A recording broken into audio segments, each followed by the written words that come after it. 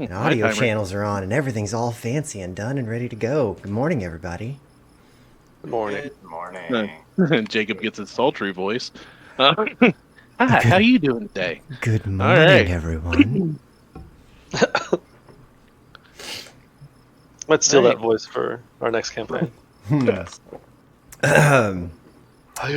Absolutely will not be Selu's voice. No, not a chance.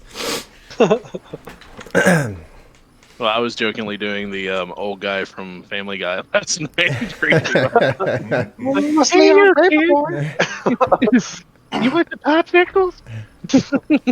I got some popsicles in the basement if you want them. Let's avoid the rapey vibe. So, on that note, welcome to Breakfast and Dragons. Those of you that have tuned in today. Starting out strong. Better than coffee. Here we go. Small group of friends that decided to play D&D on Saturday morning so we can enjoy our breakfast and our coffee together and, have an excuse to play Dungeons and Dragons in our PJs. So, as we last left off with our intrepid little group that had just saved a family from a strange eldritch-like encounter beneath a well of a farmhouse, traveling through the small farming community of Sorrowbend, they decided, with a little disagreement between the party, that they would actually continue and find a tribe of ogres that had been terrorizing the farming community for many years now and do something about it. After an interesting encounter with a bullet in a farm in a field, very, very random that, they happened upon an ancient gravity stone that was once part of an airship when they got lost in the woods. Entering into the tribal areas of the ogre clan, they found themselves on the outskirts of the ogre's tribal camp, and that is where we'll pick up. You guys, as you come up, you see the tree line, and you start seeing over the trees a little bit various pieces of actual, tribal architecture. You see oaken palisades, maybe a watchtower on top of a rock. You do see someone, like a figure on top. You are far enough away that you feel comfortable that you haven't been seen. Is the figure, is it ogre-sized or is it human-sized? Does it look like a body or somebody a lot? It would be mine. It's pretty large, but it's not moving from the distance that you guys are. Super quick point of order. Killian, you still have Gift of Alacrity going. Remind me, that's the initiative one? D8 to initiative, yes. Okay, cool. Cool, thank you. So, what are we doing? Well, if the intent here was, my intent was to see what they were doing and see how strong they are. How would you... So the way we should continue is being all stealthy, right? We're not going to walk in and be like, "Hey, how powerful are you?" How far are we from the edge of the forest line? How far are we from the edge of the camp, or the edge of the trees to the camp? See the camp for the trees. All you're seeing is a couple of the sharpened logs that are actually taller than the tree sticking up out of the ground. You see the tops of the wall, and you see one lookout tower with a figure that's not moving.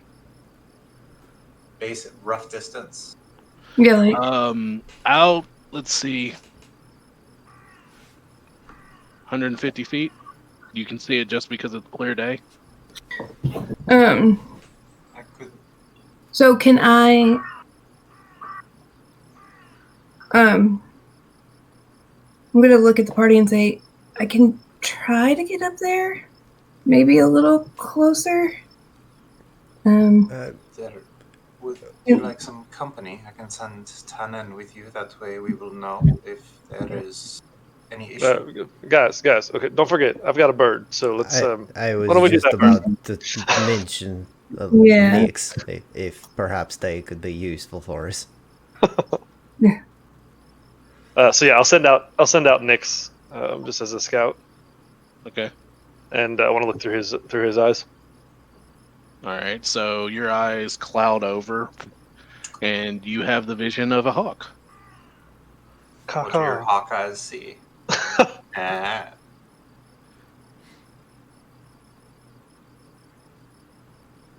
Oh, do I actually get to use my hawk to fly? Is that what you're? Okay. Yeah. Cool. I wasn't sure if we were still just gonna describe or. Okay, cool. Okay. Tannen's gonna come nudge up to Larissa. There is a waterfall. Looks like there's one of those. Sorry, I'll do this in character. I'm seeing a waterfall, and then on the watchtower there's one of them ogres with one of the big cannon-like contraptions. No challenge for Oliver, I'm sure. More palisade. Looks like the entrance is just open, and there's 2 guards. Are they awake? 2 guards are obviously just standing there. They're not really talking to each other, but they're moving. The one figure up at the watchtower, roll me a perception check with Nyx. Okay. If you have bonuses to hearing, I think it's mostly sight with hawks. You can do it as advantage. The hawk has advantage on perception checks that rely on sight. So this is not on sight? No. Okay. So his perception is a +4, so I'm just going to roll a +4 skill. Nice. Okay. I got a 22. Did that come through on... It did. Awesome. So 22 perception. You, Nyx can hear pretty heavy snoring coming from that guard up on the watchtower. Okay, cool. Pretty sure that guard up on the watchtower is dead asleep. Well, that is good news. There's a second watchtower on the far side.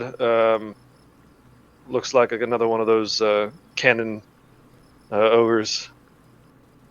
Does this one seem awake? Yes. He's moving. Shared party vision is... Nope. Not on. There we go. Oh, I thought it was purposefully off. Oh, do you want me to go back and... Here, I'll go back over all No, they'll see it. Oh, okay, cool. And then he's going to keep flying. This looks like... Oh god, this is a huge. These look like stakes. These look like stakes that are just to prevent people from like coming up over from the water, I guess. And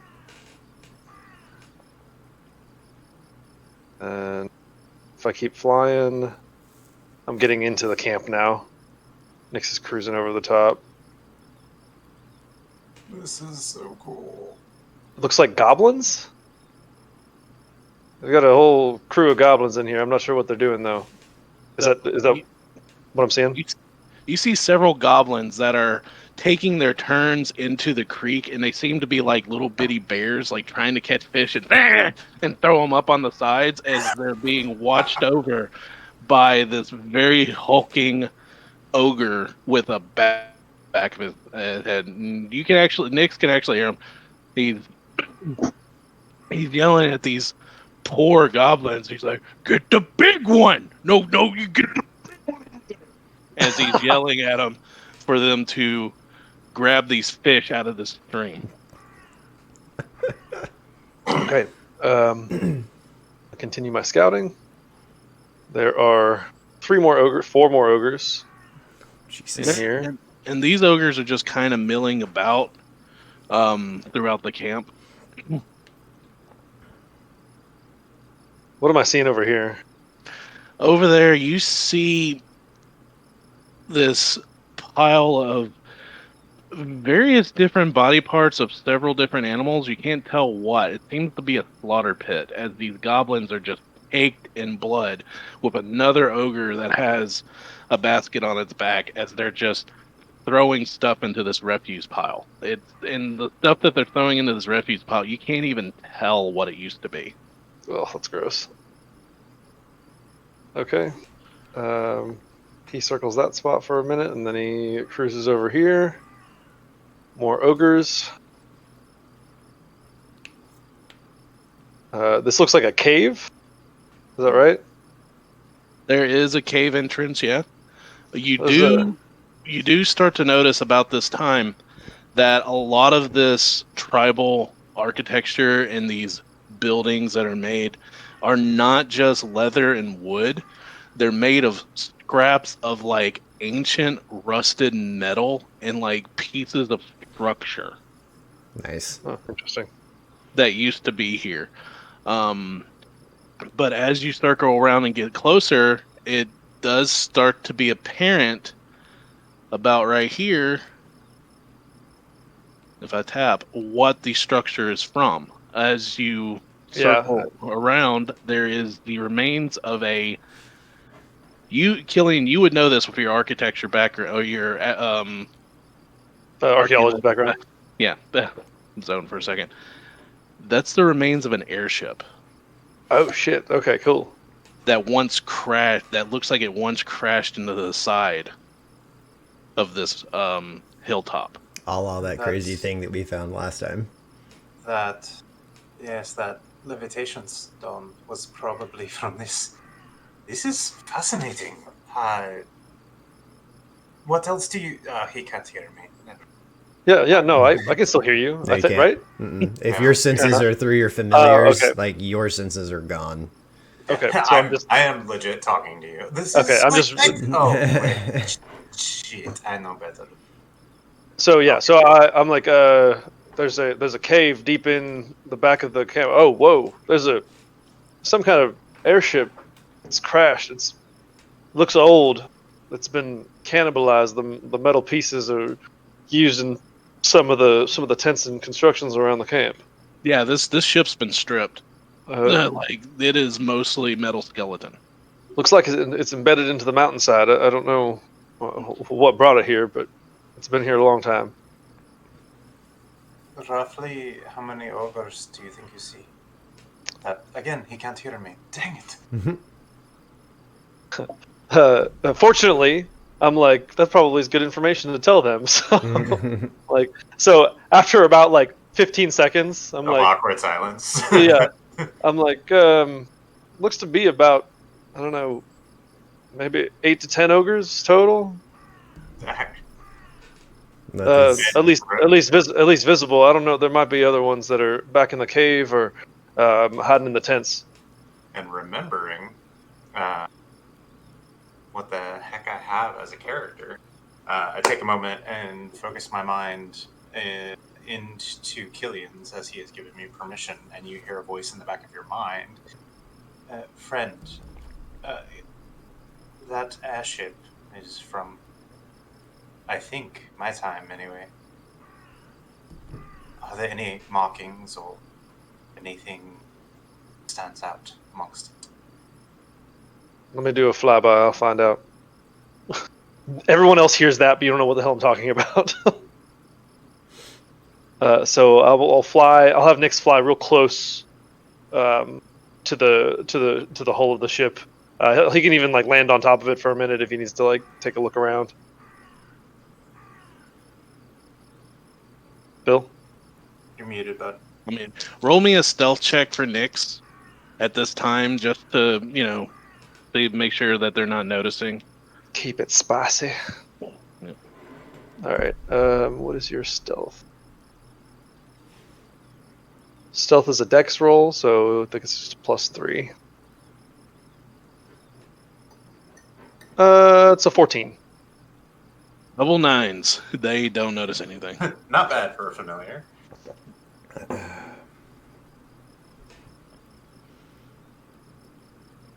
So what do I see on the ship? Are there any markings or anything in particular? This ship has centuries of layers of rust on it. There's no real details other than the fact that it is a ship outline. Okay. It's pretty old, Ben. I don't see any markings or names or anything like that. Too much rust if there is. What was once wood had probably rotted away a long time ago. All that's left is mostly just the metal bits that were attached to this ship. Fair enough. And then Well, out. yeah. So Nyx comes back over, and my eyes fade back to their regular brown color, and I'm like, well, how do y'all suppose we proceed here? Well, Won't lie. The, the gate gives us a bit of a funnel. May help weed down their numbers, prevent us from being surrounded. perhaps if we can take out the guard up at the top. Well, don't forget before- there are two watchtowers. There's the sleeping guard over here, and then there's another one on the far side. I imagine being up so high with that cannon, he'll be able to see just about anything. So we're going to need to take care of both of them first. Well, I can deposit myself and one other up there pretty easily.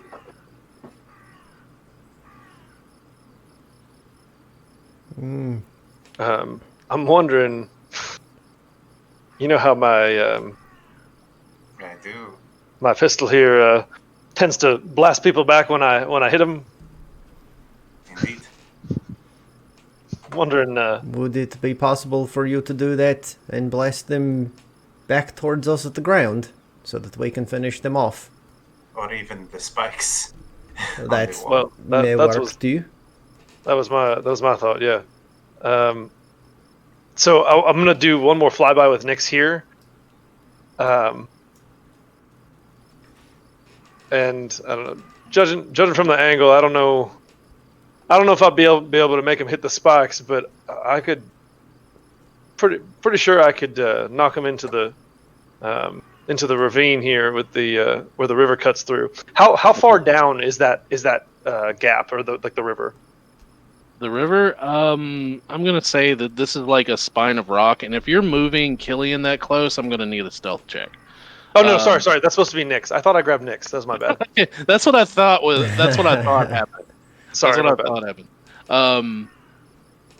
At the top of this column of rock, which doesn't really have a ladder leading up to it, there's like a 5-foot stanchion that he's asleep on, and there's no stool or anything. He's like he's got his girth sitting on the stanchion. He's just leaning up against one of the spikes, and he's out. This column of rock. Was the other one asleep as well? No, the other one seemed like he was moving. The column of rock is about 30 feet high.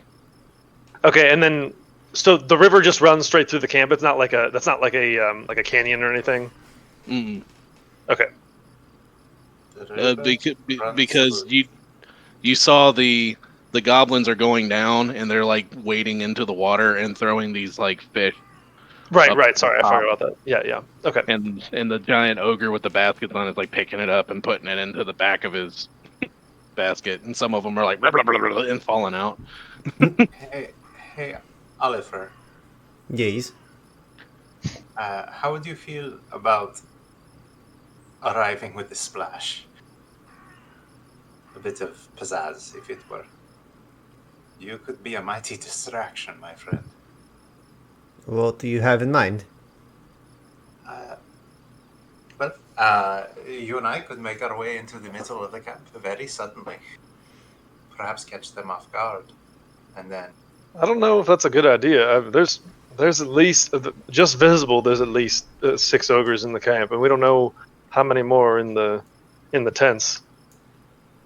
The other option is you and I could appear on that other tower, catch that one off guard while Killian takes care of this one. It might not be a bad idea if we take care of the other tower while Killian and Larissa take care of this one. We trying to do this all stealth like?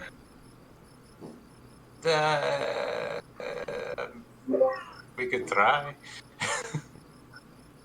But we could also, Oliver and I could wait here, and as soon as you strike, we can appear there. Do we have anything we can drop deep in the camp that's going to cause like a fire or something, some kind of distraction, so that maybe they won't notice? What I use is magic, and magic makes noise. So Is the I came prepared. Defense against the dark arts 101. Fireball. I don't. I could look into the bag of tricks. So I've This- read in the. Go ahead. Just perhaps a bit of a simple idea, but it might serve to give us a few more moments from some of the viewing eyes. The goblins and such up in the north, they do like their shiny things. And Oliver will pull out a few of the nuggets of gold that he has. He says, perhaps if Nix could just go drop these down around them, they'll start fighting over them. What were they? Just little, so instead of gold coins, because it doesn't make sense for me to have minted currency up there, I have little nuggets. This little small nuggets of gold. That is genius. I mean, Worst we case scenario, it doesn't work, and the jig is up, and we go fight. we could try it. Oliver will take off his small little pouch of gold nuggets and hold it up for Nix to take if he wants to. It's the best thing I can offer. I'm not saying that you all might not have better options, but it's a thought. I still feel like if we could figure out a way to make some kind of explosion or rig something to burn. I can handle that. Can you do it secretly? Not at all. Like, are they gonna know where it came from? If they're paying attention, Well, that's okay. I can get away. I'm not worried about that. Well, let's see what we can do here. Bill, remind me. We have like a bunch of like gunpowder, don't we? Do we? Yeah, have because I your- did it. Say that again. I mean, I had two like horns full of gunpowder. 4 powder horns. Yeah, let's see. I thought so. Okay. Yeah, and then I have dynamite. Okay. What? Dynamite from an adventure long before I came to you. Larissa just starts pulling these sticks of dynamite out of the bag. Everybody just stops and looks at Larissa like, And I'm like, okay, powder horn, 2 sticks of dynamite. She like tosses the dynamite. I'm like, whoa, yeah, that might work. Maybe be a little more careful with the dynamite. Also, you didn't wrap these. These are just in your. Okay. I mean, they were in cloth for a little bit. So I'm gonna. We saying it's canon that she has these? It's like this scene from the old Atlantis cartoon. I've got like 3 sticks of dynamite, like 4 or 5 things. Let's see, I got this thing. Yeah. So I've had those since we were in Harper's Ferry the last time. So So while she's doing this, Ben reaches to his side to that rust-colored brown and pulls out 3 little fuzz balls, and they fall to the ground, creating Oliver's best friend a baloo! and 2 dire wolves. How many of those can you do a day again? 3. I am max. Okay. I rolled all 3 of them. I rolled a. Oh, excuse me, wrong list. Excuse me, it is the rust-colored bag of tricks, which makes it the brown bear, and not dire wolves. It's 2 lions, actually. That's even better. So let me pull those stats up. I look at Tannen. I love you. Scratches the ear. Oh, he's Tannen's big brothers.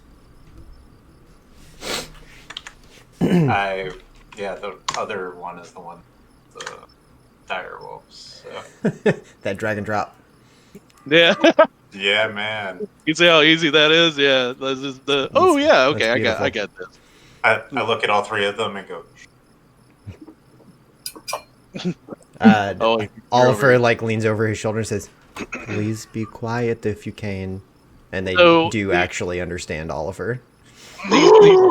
These little fuzzy balls like bounce out like tribbles and just into two very confused lions and a very confused bear for a split second. And then once Oliver speaks to them, they instantly know why they're there.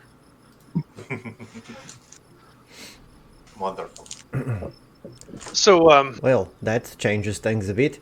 I want to examine the stick of dynamite here, and number one, make sure it's still viable to use, because I don't know how long it's been in Larissa's bag.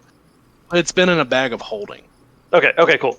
So I still want to examine it and make sure it's still good to use, and I want to how long is the fuse, or do I have enough fuse to kind of play with the length of time it's going to take for it to go off? It's got about a 3-inch fuse on it. How many sticks of dynamite did you have? I had 2 that I pulled out. The paper, these are primitive forms of dynamite. The paper hasn't gone tacky with the gum that develops from gunpowder after a while. So it's not unstable. Okay, and then so a 3-inch fuse, is that 3 seconds, or how long does that take to burn? Do I have any idea? It's about a 5-second fuse, yeah. Okay. I'm not going to be able to light this and then send Nix to fucking take it into the camp. To translate into it, it's standard form of dynamite. When it's lit and thrown, it explodes on your initiative the following round. Okay, so would it be possible to light it, have Nix fly his speed, and then drop it? You most certainly can try. Were there any torches that you saw in the camp that Nix could light it from in there? There is a fire. I guess he could just drop it. I guess he could just drop it in the fire. That's intelligent. Yeah. There is a fire in a hutch that he saw. Oliver, that's pretty smart. I didn't think of that. That is genius, Oliver. DM, if I could ask. We like to play tricks on each other up in the north. You get crafty. Dynamite? With dynamite? Not with dynamite, necessarily. And just with Remind me never to upset you. Smaller explosives. The less lethal kind. When you have 4 other brothers, you learn... Stab you with a dagger. It's funny. Could I ask for either myself or divided amongst the people we get control of the animal? I'm perfectly happy to share that responsibility so that I'm not... I can only assign... I believe I can only assign it to one person. So correct. I will... how about I give access to the bear to Oliver? Sure. I will take Belu. I will give Ben statue. a lion. This has turned into Animals and Friends. We've got 2 lions, a cat, a hawk, a bear. It was a brown bear specifically, right? There are now more animals than party members. I gave 1 lion to Larissa. So you guys should have access to... mechanically, you can give them a command on your bonus action, and then that is what they do on their turn until you give them another command. But isn't that what I do with Nix as well? So correct. So I can only move one of them. No, you give the bear or the lion a command, and then it proceeds to continue doing that. So if you're like, go fight those people, it will fight those people on its turn. Hero, until fuck it. you Exactly. yeah, until you tell it otherwise. All right, cool. Bill, did you intend to give one of those to me? I gave you a lion, one to Larissa, a lion to you, a lion to Larissa, and a bear to Oliver. Larissa, Do you want another one? Do what? I am Trying. see. I don't seem to have anything, man. There, try it But again. Just Larissa, for what refresh it's real worth, quick, Gabe. Larissa, for what it's worth, lions have pack tactics to give advantage on attack rolls if other people are engaged. Yeah. That was Characters still just Ben and Tannen. That's okay. We'll figure it out. Hold on, I got it. There. All right. So Got everything should be straight now. Thank you, sir. Perfect.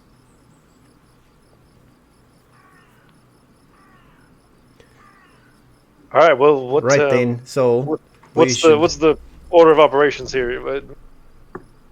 If we can take care of that guard before he wakes up, that would be preferable. But then have the explosion go off after that. What do you think?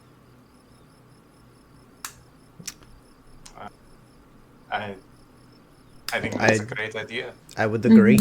Are we trying to take care of the other guard as well? I think it's a good idea. They're the ones who are going to be the most threat, I think. Well,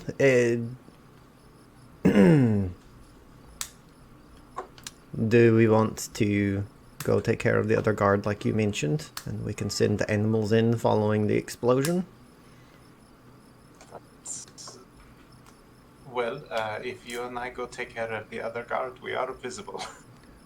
Right, but there will be the explosion and a small stampede of very large creatures. I am perfectly happy to do it as soon as the explosion happens. Yeah, I think that's that can be the signal for all of us. I'm sorry, I was distracted by the lion. He does have very fuzzy ears. Is there a way that I could shoot my bow at the same time we're going to, like, try to time it at the same time that the explosion's happening, and then you guys could... If you and Killian fire at the same time, and then as the explosion and as we move to take out the other, and we send the menagerie through the front door. I don't think they would know where to start, which is what I was saying. It would cause... We would tell them to run in, and if it's a goblin or an ogre, I want to say fuck it, but just kill it. Yeah. I look at Baloo. They have stolen your fish. Maybe just focus on the ogres. You never know about goblins. I don't know how much of a threat they're going to be. We know those ogres are going to cause us problems. Very well. How many sticks of dynamite did you have, Larissa? In total? Yeah. I had 4 in total, and I pulled out 2. How many fires did I see going on in here? I see this one here next to the airship. Was there another one? All of them are in hutches. From what you can remember, the closest one was to the airship. When you say it's in a hutch, what does that mean? The smoke is coming out of a hutch. Okay. How? As in, you don't see any open. You don't see any open fires. Okay. How big is the hole? You'd have to fly over with Nick to find out.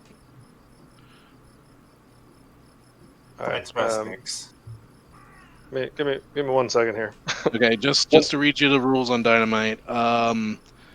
A character can bind sticks of dynamite together so they explode at the same time. Each additional stick increases the damage 1d6 to a maximum of 10d6. So the maximum you can put together is 10 sticks of dynamite. So I didn't want to put them together. What I wanted to do was basically instruct him to drop one someplace and then drop another one in a different place, so that there's like chaos and they're not sure what's going on. Okay. So I want to do one more flyby with Nyx as just like a scouting run, to try to find the best places to drop these sticks of dynamite. So and like basically figure out how difficult it's going to be to drop the sticks into actual fire. Okay. And one of the places that I do want to try to prioritize is this big structure in the back. Okay. So this one, the smoke is coming out of a small hole in the back of the tent here.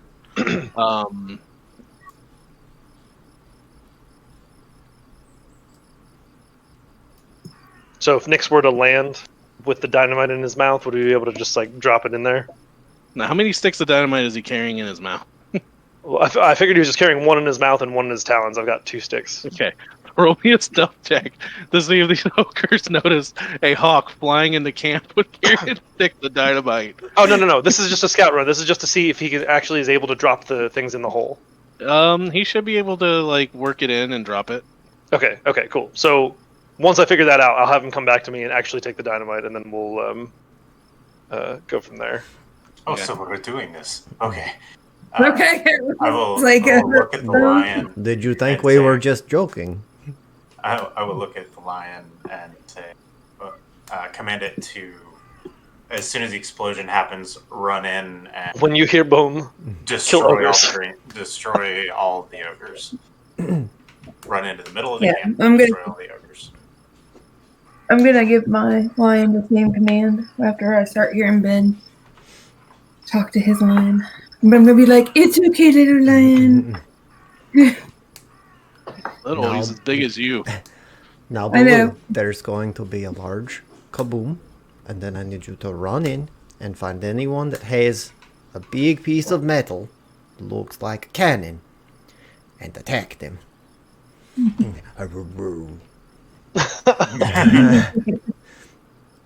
Do a good job. You get all the fish. I feel like I need to give Oliver this bag. This needs to be his item. Yeah. All right, so the instructions that I'm giving Nyx, I give him 2 sticks of dynamite. I tell him to find 2 separate locations. One to prioritize the big place in the back as the first location, and then the second location can be wherever he thinks he can easily drop the stick of dynamite. So, yeah. And I'm going to tell Tannen that I'm about to teleport and to come to me as quickly as he can as all the animals start running. I'm gonna look at Killian and be like, "Do we need to get into position to fire at the same time?" Yeah, so, like, I'm going to send the bird off, and we're going to have probably, like, 2 rounds before he drops it.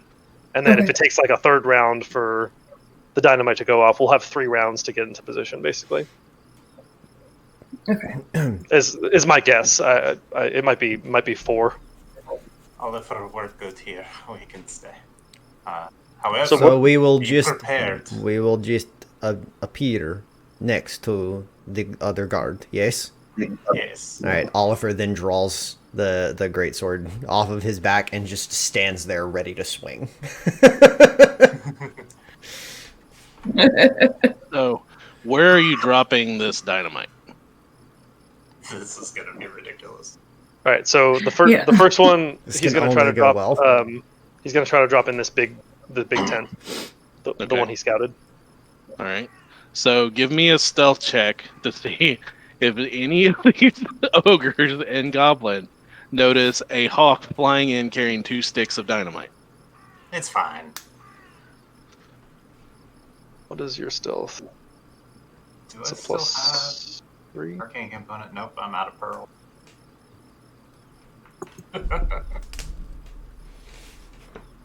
Sorry, stealth. So that's a. All I have to say to the people in the chat room: hawks with dynamite. This is D&D. D&D at its finest right here. I rolled an 18. Still. Okay. Let's see. I'm gonna roll some rolls.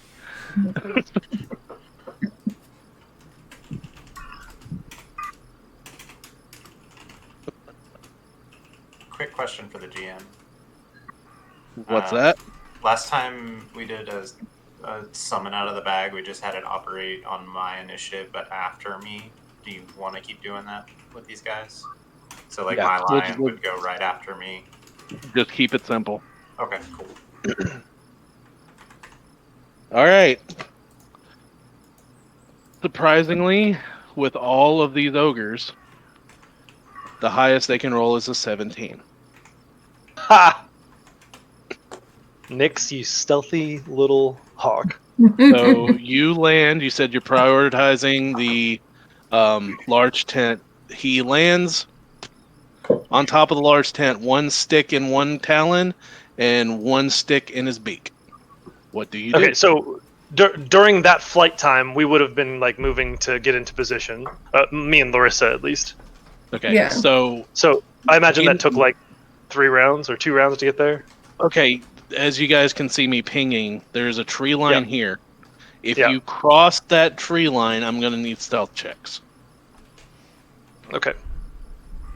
Okay. Larissa, you still good with this? Bill, you know my favorite. Yeah, I'm question. good. What's that? Can we get a grid? Yeah.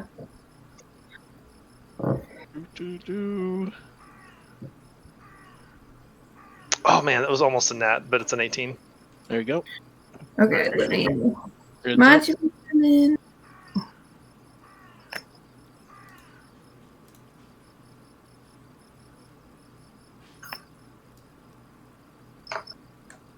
Y'all see that? I do not. Okay, well that's a 20. Oh, there it is. Yeah. Okay. I got an 18. She disappears. I'm like, where the hell? Okay. Mine is down. So you got an 18. What'd she get? Because I don't have 27. 27. Okay. And you're stealthing up. So this one guard he's got disadvantage because he's asleep. Yeah, he rolled a 7. And this Right. other guard, yeah, he sees nothing. Okay. Sees nothing. Oh And yeah. the two ogres in the front, yeah, they don't see nothing. So we're going to the edge of the one that's asleep, right? So Bill, you said this is 30 feet up. Yeah. Like judging in the past, I've used Misty Step. Can I Misty Step to the top of it? Because you've seen it from a distance, and I'm gonna say, yeah, you should be able to Misty Step like straight up. Okay, cool. And just for clarification, I can kind of roughly see the other tower, right? I don't need details. I can just see it. Yeah. What are you using? The spell doesn't require me to be able to see it, but I would like to make sure Ben can just visibly see it. But what spell is it? Dimension Door. Okay. So, just make sure Ben can see it so he knows where he's going. He's never been there before. Cool. Yeah, you don't. Dimension Door doesn't require you to see it because you can go straight up, straight down, whatever. Yeah. All right. Cool. So Larissa and I are in position. Yes. Oh, excuse me. Sorry. Nix is gonna drop the dynamite. Okay. So you drop the dynamite. So can Larissa and I hold an action for when the dynamite goes off? Yeah. If it goes off the way that you guys are going to do this, we'll be rolling initiative, but most of the ogres will be surprised if it goes off the way you want to. So Okay. Cool. I'm saying mechanically, don't worry about holding an action just yet. Okay. So, with that being said, if Nix is dropping it, give me a percentile die roll. Oh shit. Okay. You're dropping dynamite into a blank dark space, hoping to hit a fire. How do you roll an astral again? Exclamation point. R. Actually, just you can click on Astral. If it's the chat, you see the dice down below. You can just click the dice. There's not a percentile. There's like the There's not a- 2d10s, so you could roll them separately. Just do 10s and 1s. Oh, okay. Either that or click That's the an 8 10. and a 5, so 85. Okay, that works. 85. All right. So you drop the dynamite. Is he gonna wait there? Yeah, is he gonna wait there? No. Nick's is gonna Nick's gonna fly the hell out of it. We, the rest of us are waiting. Drops in fire, stares and watches. Also, I'm picturing like before sending him in there, I'm like, all right, look, I know what I'm asking you to do is kind of messed up, but you can do this, and if it doesn't work out, I'll just bring you back, and it'll be fine. He's probably like flapping his wings, like all like upset with me. It's like, get the bird out of there. I was just about to say, Z from Salt and Moons would be giving me so much sass right now. Okay, so you drop. You drop the dynamite. I'm like, no, don't do that. Don't be like that. What does Nyx do? He hauls ass out of there. Where are you dropping the second stick? So I told him to find a location that looks like it's the easiest to drop into the fire. So find like the biggest hole he can find. Okay, so probably this one over here. Okay, great. And you're just dropping one stick each, right? Yes, I only have the 2, so. Okay. This is beautiful, Right. and I love it. Roll me another percentile die. Okay. 57. 57. Okay. You fly out. Yeah. Yes. So actually, I'm gonna have him fly and perch on the airship here. Okay. About the time Nyx goes to take off, you hear a large concussive explosion from Beautiful. the first stick that you dropped. Oliver instantly like tenses into his swing, just waiting. And fire erupts. Dude, nice map effect. That's awesome. Oh yeah. Very cool. Dope. So this large, it's a large, loud bang. But since it's just one stick of dynamite, it only has a radius of about 5 feet. Yeah. Yeah. So this bang does get the attention of this ogre and this ogre that are now running. They're in fog of war, so we cannot see them. No. Yeah. Which is fine. I was just letting you know.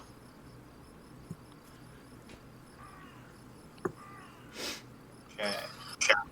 So you do hear, and the guard up above here wakes up. All of them. The camp is now in high alert. So what I'm going to do is I'm going to get initiative from everyone. Yeah. Yay. And cue the Witcher music. Yeah. Well, let's do it. Yeah. I don't like using the music because it's so loud. It is a. Correct me if I'm wrong, Gabe. Last game you had given Gift of Alacrity to someone. It's me. Yeah, So okay. yeah, thank you for reminding me. I need to roll a d8. Yeah.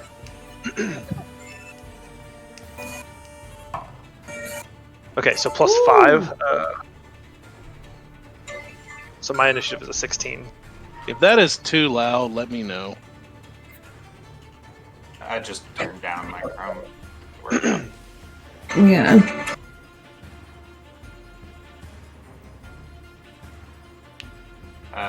There's a 21 for Oliver. Same. Solid. Oh, perfect. Got an 11, so.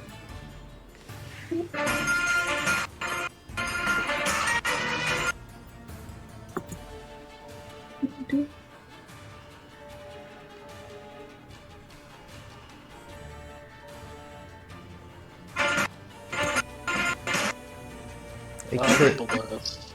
Hey Trish, can you turn your audio down a little bit? We're getting a little bit of mic pickup from. Yeah, I'm trying.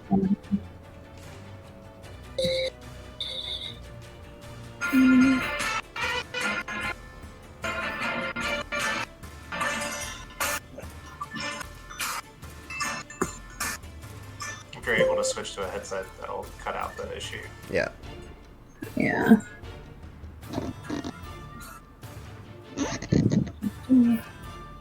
Okay, so Killian, what'd you roll? Total was a 16. 16 was your initiative? Yep. Ouch. Okay.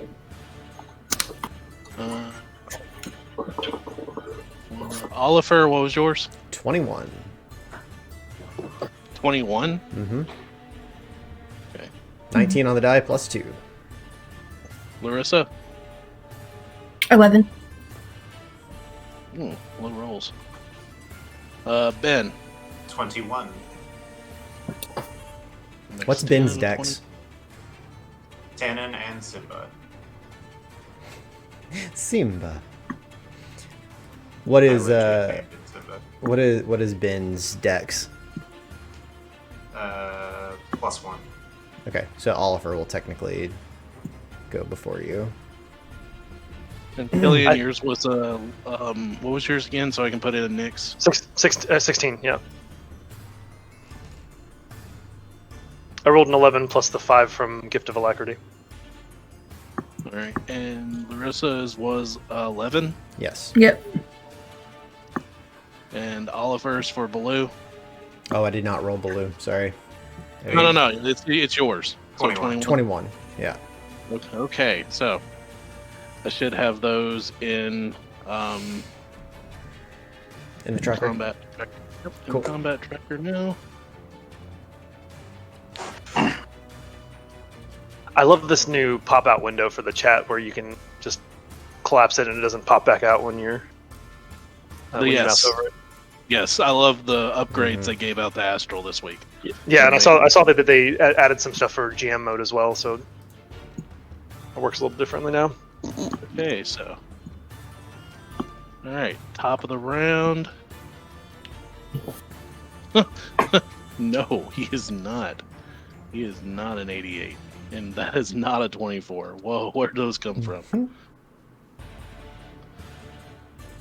So top of the round is Ben and Oliver. Are you guys gonna? Oliver was waiting for Ben to send us where we needed to go. So Oliver's not doing anything until that occurs. Since Ben and Oliver have the same initiative order, you guys decide who goes first. Oliver will defer to Ben, waiting That way on that. you can get a full attack action. Mm-hmm. Cool. So Ben will go first.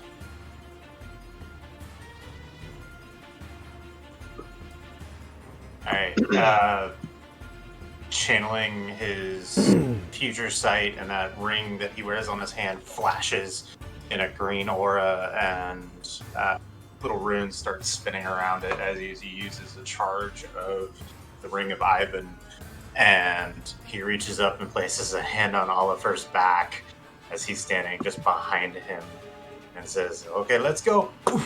And with a step forward, Oliver and Ben are both gone as he casts Dimension Door. And what's the range on that? It's insane, like 500 500 feet. Yeah. I've already measured it.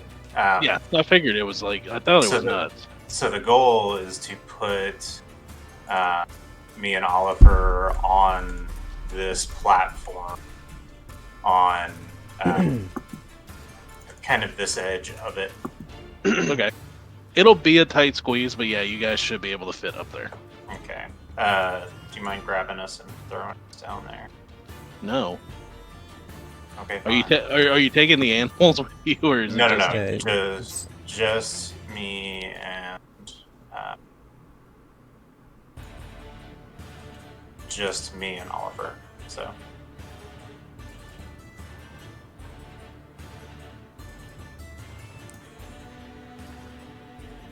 can't move Oliver's token. But that is it for Ben. And then for Simba, Simba will take 100-foot move as an action and bonus action to here. Just barreling and roaring, and Tannen will be behind him. And that is barreling and roaring as well. So and that's their turn. I do have a question.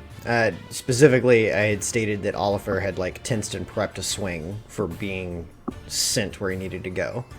I know it technically would have happened outside of initiative for that, but can we say that I had a held action to make one swing and then it will be my turn? So I was literally holding the sword in preparation for the attack for when we transported. Sorry if not. I just... You're that was the go intent. Him. We're getting a surprise round, is what he said earlier. All of them are surprised. Okay. Which basically means we all get to act once before. Okay, so we're all getting a surprise round on them. Okay, cool. Yeah. Cool. Right on. I'll take it. All right. So, yeah, as soon as we show up,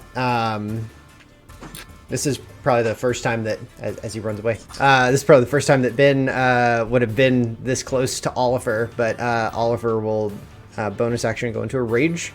That milky white frosted look coming across his eyes as the little wisps of his ancestral spirits begin to kind of pop up in the surrounding area. And I will make 2 attacks with advantage since this is a surprise round? Or how does that work? Yeah. Okay. Surprise is usually... I'm giving you advantage on this one, but typically the way surprise round works is that you just get to attack before they get to react. All right. So 2 attacks. One is a 25. The other is a 17. Both of them hit. Beautiful.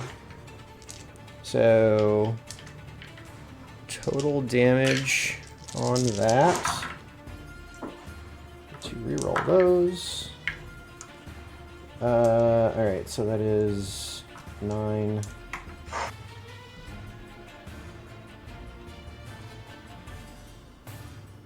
And super not great rolls. Let's see. 9 plus 4 is 13 plus... Total damage is going to be 27 points of damage between the 2 attacks. Not good rolls. It hurt him.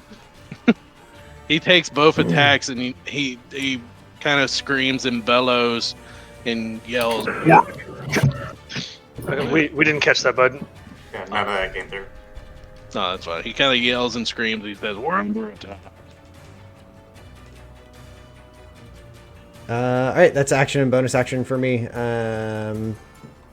So that is it for my turn. And then Baloo is going to run up 80 feet. Let's see. Where's remind me where the measurement tool is. There it is. Control. Okay, got it. Baloo is going to run up 80 feet. It's going to take him to about there. Feet. Yeah. So Baloo will proceed up to there and end his turn. All right, so the goblins are going to start running towards the fire as the large ogre with the basket on the back of his head starts yelling, "Over there!" And they start running over here to their movement towards the fire. I will be back in just one moment.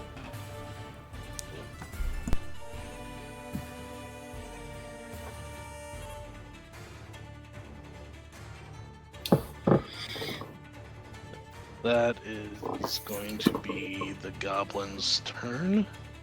Is them running towards the fire, not really knowing what's going on. I totally complicated this combat by throwing 3 more animals on top of it. Oh, that's fine. We might need it though. There's a lot of ogres. Yeah. All right, Killian, your turn. Sweet. Okay, so, can you ping where exactly can I Misty Step to? I want to get as far this way as I can. I'm gonna say with your, let's see, it's 30 feet up. Misty Step is 30 feet if I remember correctly. Right. So you're gonna get like right on this edge. There. Okay. So I want to move 5, 10, 15, 20. So wait, can I run in under this platform or no? Yeah, it's only a 5-foot platform. Okay, cool. So, and I'm not going to provoke an attack if I do that. He doesn't. I imagine he doesn't see me yet. He has a surprise round, so he does not get his reaction until Okay, cool. after. 5, 10, 15, 20. Okay. 25. Can I see him from here? Oh yeah. Okay, cool. So, I'm just gonna take my pistol, lay it on the edge of the platform here, and Eldritch blast him twice. Okay. So, each of them move, right? And it's, you don't, we talked about this, Eldritch Blast with moving them. Is it your choice whether they move or not, or do they just automatically move? I think It's his choice. Is it my choice? I thought it always It's happened. May. You may. Yeah. Yeah, Okay. it's your choice. Okay, cool. Okay. Yeah, you can. It says you can push the creature up to 10 feet away from you in a straight line. Okay. So I'm saying if you push, I know what you're doing. Uh-huh. If you push him 10 feet the first shot, you're not gonna be able to hit him with the second, Why? because he's gonna be falling backwards 10 feet. Well, so if I hit him with the first shot, wouldn't he be on the on the plinth here? Oh wait, I keep thinking of him like he's a medium. Yeah, you're right. He's large. Never mind. Okay. So I keep the way I have my screen pulled out. I keep thinking he's a medium creature, and I forget he's a large. Okay, cool. So I'm gonna roll the first attack, and okay, it's a 21 to hit. Nice. You definitely hit. Okay. So that blasts him 10 feet. I'm gonna hold off on damage until I hit the second attack here. Second one is higher, 23. So let's do this. He moves 10 feet. Yep, that should be 10 feet. And and then I hit him a second time, and he moves 10 more feet. So I blast him with my pistol. You see this burst of like dark purplish energy as it hits him, and he like stumbles back, and then he falls onto the plinth beneath him. And then I take my pistol off the platform, aim underneath the platform, and then you see the same burst of purple energy, and then it hits him and hopefully blasts him off the edge. And total damage that he took, oh my god, I rolled a 2 and a 1 for damage. So he takes 3 force damage plus whatever falling damage he might take from. Magical energies were needed for the push. Couldn't do the damage and the push. Yeah. Get your head in the game, man. Rookie numbers in this racket. Yeah, that's rough. so he was right here. So that's 1.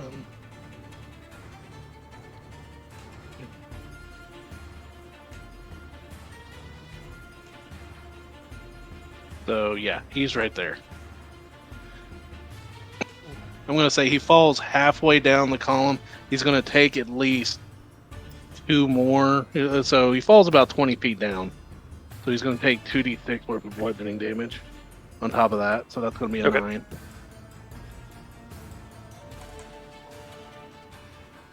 Okay. All right. So he's down below. Okay, cool. So I used my Misty Step as my bonus action. That was my attack action, so I can't do anything else. I'm done. Only movement if you wanted to shift somewhere else up there on the plinth. But yeah, thank you. I did move a little bit already. I just want to.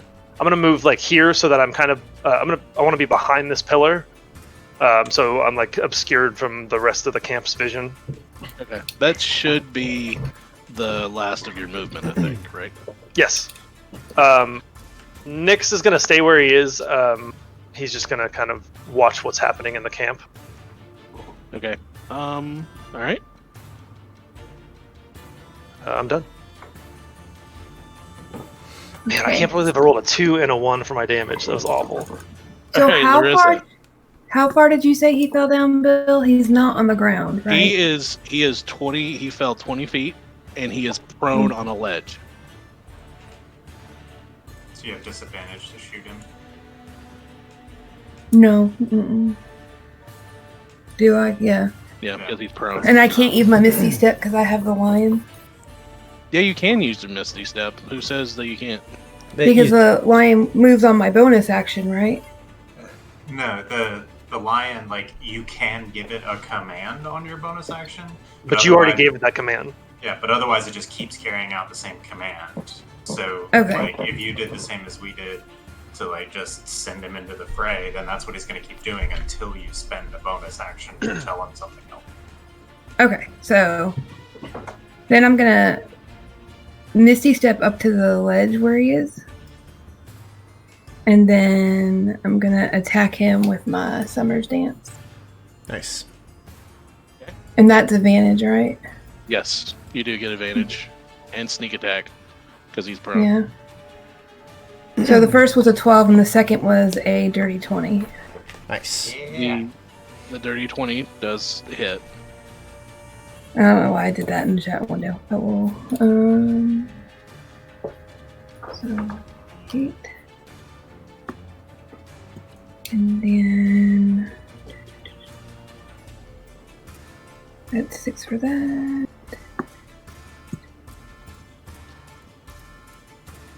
Sorry, y'all. I think my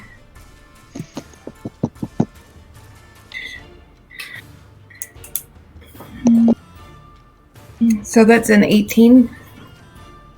18 to hit or 18 points of damage? 18 points of damage.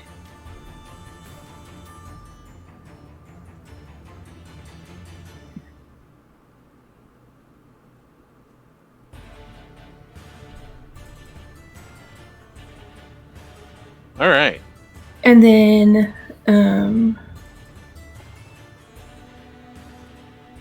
can I use how it's difficult terrain, right, to get up past Yeah, this ledge? it's good. It's good. You'll be your climb speed, which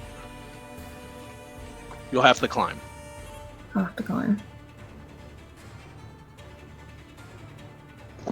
I don't. You might just want to stay. You might just want to stay back away from him and take him out from range. Yeah, 'Cause I he's was trying to he's- get back. Sorry, go ahead. Sorry, I was trying to get either up, like here, with the rest of my movement, or I was trying to get back down. So it's So- 30 feet up, so you're not going to be able to get all the way up, and I'm just afraid that if he stands up on his turn and you're like halfway up the thing, he's going to knock you down. Yeah. Plus, he's prone, so like he's going to have to use half of his movement to stand up. So depending on where you are, he might not even be able to get to you if you stay far enough back. Yeah. Oh, Right now- I guess he does have that cannon. I don't know Bill. What happened to the cannon when he fell? Is it like strapped to him? Let's see.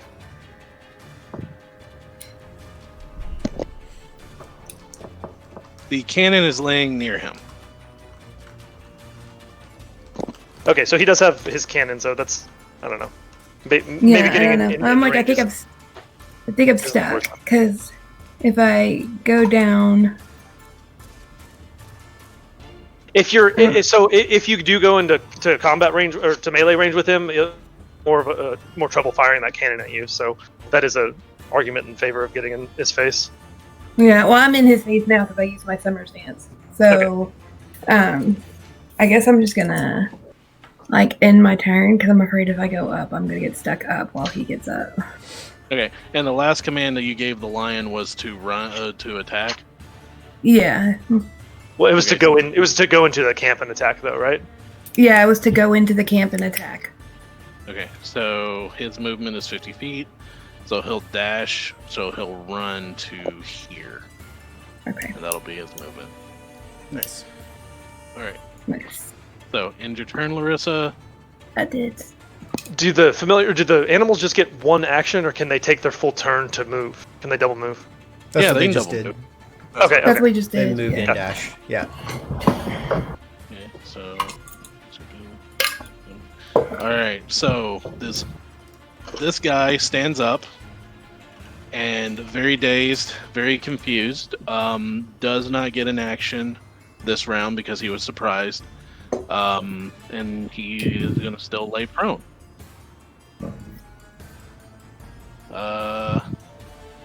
Ogre is going to move towards the explosion. He's starting to notice that something is going on towards the gate. Ogre up front is starting to notice these animals moving in.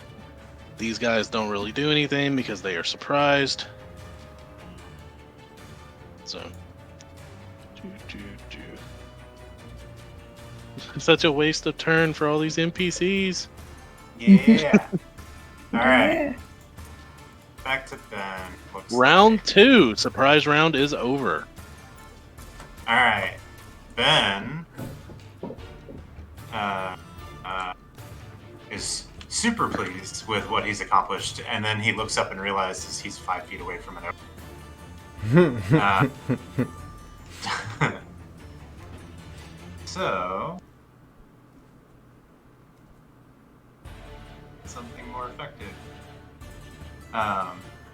So, looking around, Ben's like, shit! And draws a line, pulling his hand away, and this translucent but yet visible line of energy appears between his hands, and then an identical line appears and spikes through the ogre's skull as he casts Mind Sliver. So I need an intelligence saving throw from him, please. He might be a pretty intelligent ogre. Uh-huh. Him the smartest one in the camp. He gets a -3. However, I rolled a 19, so it's a 16. Oh, Okay, man. so he beats the DC. Oh, man. Yeah, look at that. He's tussled with mages before. He has. He knows his shit. And Just want to give him the cannon. yeah, and looking at him, looking up at Oliver winks at, Ben winks at Oliver, and Ben's the spectral image or the physical image of Ben's form blows away in ash as I cast Miss of Relay. I don't feel so well, Mr. Stark. Oh no! Too soon. Always too soon. Forever too soon. Oh. You can react to that as you will, Oliver. Oliver's pretty locked in on things. As you look over and wink, Oliver kind of like turns to you, but his eyes are frosted Yeah. over. He So just kind of for turns back. For his movement, Ben takes a 5-foot step this way and just drops down to the level underneath the platform. If it is identical to the other. And then, so 5, 10, 15, kind of climbing and being careful, he moves around to the other side and is visible currently. Okay, so it's a thin walkway. You're able to like shimmy. Just give me a dexterity check. That's why I just went half mood. Dexterity check or acrobatics? It's the same either for me. So. Yeah.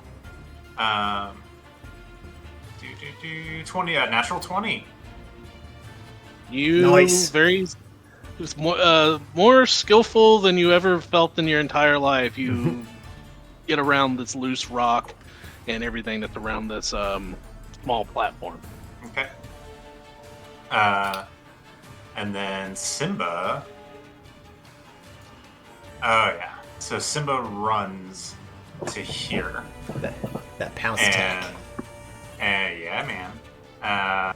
And goes for a. You should be able just to, if you have control of him, you should be able just to click his claw attack. It's embedded into the character. Oh, look at that. 18 to hit You hit. for 6 points of slashing damage. and I need him to roll a strength saving throw. Now, however, he is good at... Pretty good at those, yeah. Yeah. I get a +4. So that's an 18. Okay, so he succeeds, nothing happens. And then Tannen runs forward 60 feet, and that's his turn. And on to whoever's next, Oliver. Cool. So, continuing as things went from last round, bringing the 2 quick slashes of the Magician's Judge down across this previously surprised ogre. Went ahead and rolled this out. It was a 27 and a 25 to hit on the 2 attacks, totaling out for another 28 points of damage. Okay. And as that occurs, I forgot to mention this last time, but the harrying spirits take hold on him as he is affected by my ancestral spirit's rage effect. And yeah, so that will end mine. I don't think I have anything I can do with my bonus action right now. Nope, that is it for Oliver. On to Baloo. I believe he can make it. Oh no. Baloo's gonna have to spend his full turn here just charging towards this one. But he would have to double move to get up there, so that's it for him. So, that's it for Oliver and Baloo.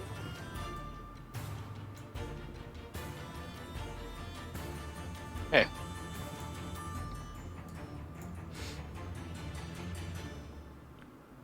Alright, the goblins, about this time, you hear the large ogre with the basket on. He starts noticing what's going on in the front of the camp, and he yells out, "Over!" And None of that's coming through, bud. No. I wonder why. I think it's the noise cancellation. I'm not using it. On your headset, maybe?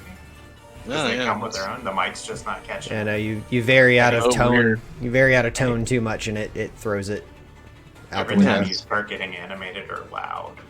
Yeah, like I'm not like, that's so weird. Okay. Yeah. It's So- the jabber headset. So he starts yelling. He goes, "No, not over there! The front!" And so you see these Perfect. goblins start running over to this guy, and they start climbing up into his basket. Oh man, they're just setting me up for another grenade in the basket. I want it again so bad. It's so good. Yeah. So, and these goblin goblins, parts raining down on us last time. these goblins are coming up, and they're trying to throw dirt on the tent, put it out. Oh, hell.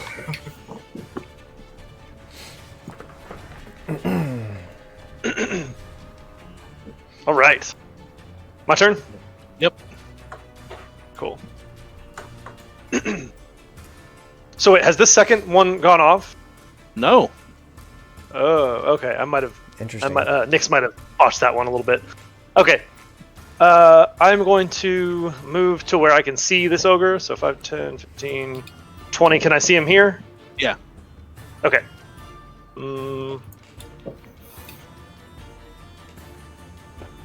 I think I'm just gonna Eldritch Blast him again.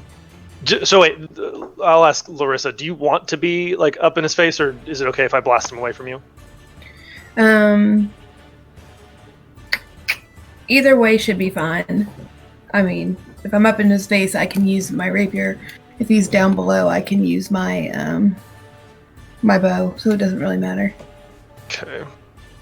So let me ask you this, Bill. If I were to use Thorn Whip, which if I hit, it brings him 10 feet closer to me, I imagine that wouldn't do anything. He would just kind of like smack up against the rocks here. You would have to pull a large creature 10 feet up. Basically, you would pull them halfway up. So that would work. Like, would I pull him 10 feet up and then it would release, then he would fall back 10 feet? Technically, through the wording of the spell, unless there's like a strength check for large creatures, yeah. No, yeah, it says as long as I hit and he's large or smaller, that it would happen. Yep. Yeah.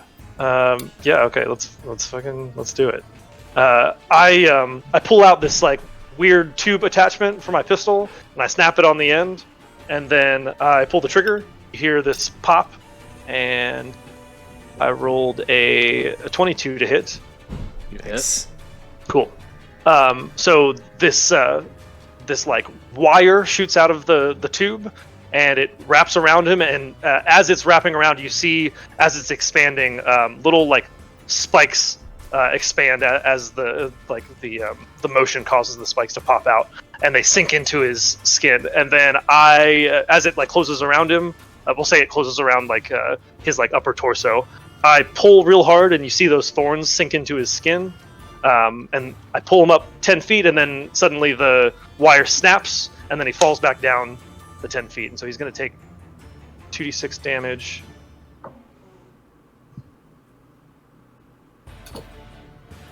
Oh, that just rolled 1d6 for some reason. So I need to roll an additional d6. God.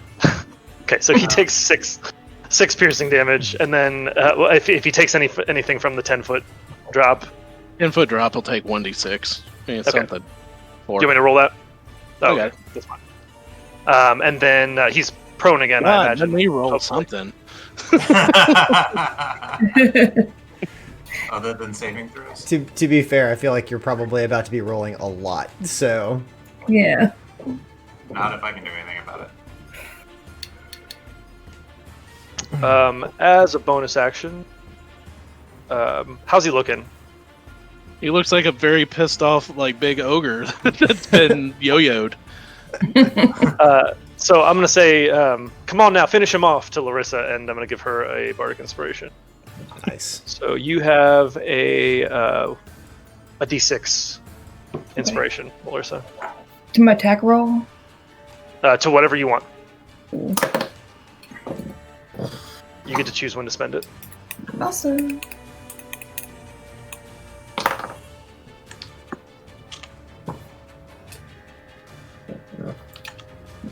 Is that it for Killian? Oh yes, I'm sorry. That was movement, action, bonus action. He's trying to he's trying to find another bonus action somewhere. Yeah, I can't do anything with Nyx, and you guys are good. Okay. So is he still prone? Like, did he drop back down? He's prone now. Okay. Yeah. So that's advantage on my rapier attack, Yep. right? That was the main. He basically main goal went there. up and down. Right. Okay. So that's advantage on my attack, right? Yeah. Yep. Because he's prone. Yes. Awesome.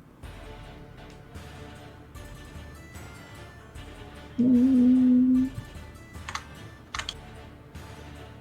Oh gosh. Okay, and then I'm gonna roll the d6 Do it. because, you know. So 19. 19. Mhm. He dies. No, Nice. not 19 damage. 19 to Oh. hit. 19 hit. Come Oh on, yeah, Bill, you pay definitely hit.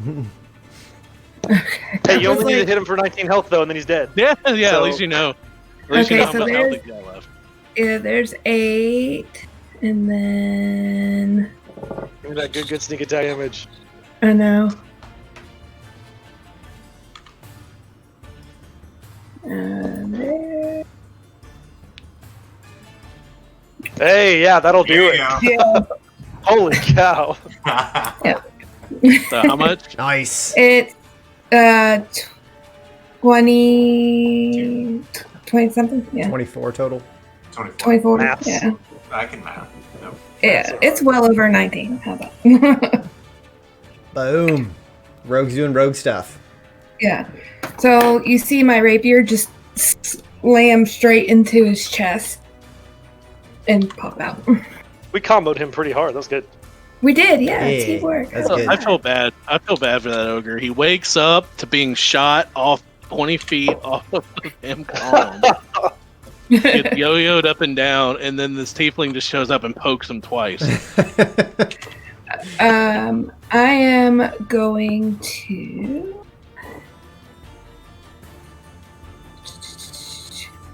I want to spend my entire. So it would take me my whole movement to get up here, right? On the very top. Yeah. What is? Uh, Yeah. I would say yeah. Okay. It's 20 foot of climbing. You have 30 feet of movement. Yeah, I would say it would Okay. take your whole movement to get up there. Okay. Well, now I'm on even terms, and then you said that there is something under here, right? Like there's room under there.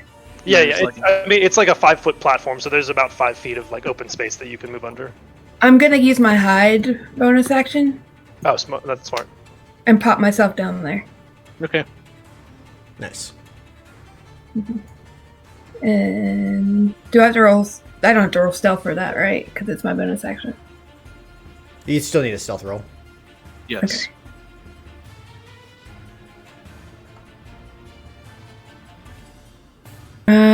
That's a 12. So, and then I'll end my turn. Ooh, rough stealth roll. Oh, that's rough. Yeah. And then So the lion's gonna still go off of your last command. okay, well, Which, I was going. Okay, that's fine. well, on your bonus action, the last bonus action you didn't use, you used it to command the lion to attack. Right.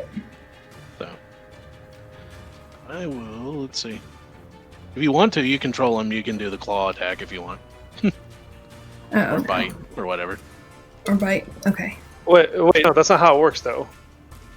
What? Like, she gave the lion the order to attack, the first ogre it finds, basically. So it's gonna carry out that action. She doesn't have to use her bonus action for it to do that.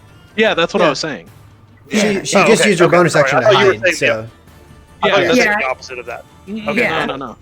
I said he's going to continue following the last order you gave him. Yeah. Okay. So bite is Sorry, plus 5. Well, you can just click the button. Well, I don't see the button. That's what I'm saying to you. No. If you click your character over in the bottom corner, you should be able to switch. It says switch characters. You should be able to switch to the lion, and then it'll let you pull up the character sheet, and you can click on those, and it should roll it. Right, Bill? Well, if you click on the lion itself, you'll get an action bar on the bottom. Yeah. Or I can just do it for you. There we You go. could just do it. Yeah. Yeah, 14. You definitely hit. You did 7 damage. Yay. Okay. Hey, every bit Yeah. helps. Yep. And the lion's gone. The ogre's like, "Whoa."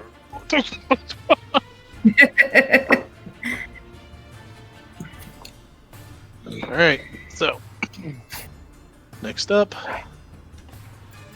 Oh, sorry. Did I just roll something? That's my bad.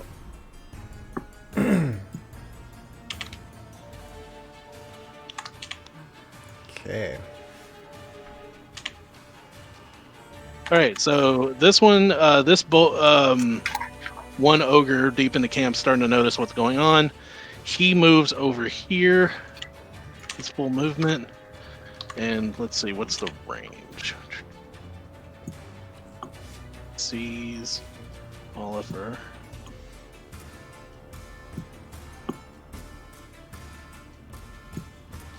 So it's going to be a disadvantage. So you hear a loud concussive boom as this cannon goes off in the middle of the ogre camp.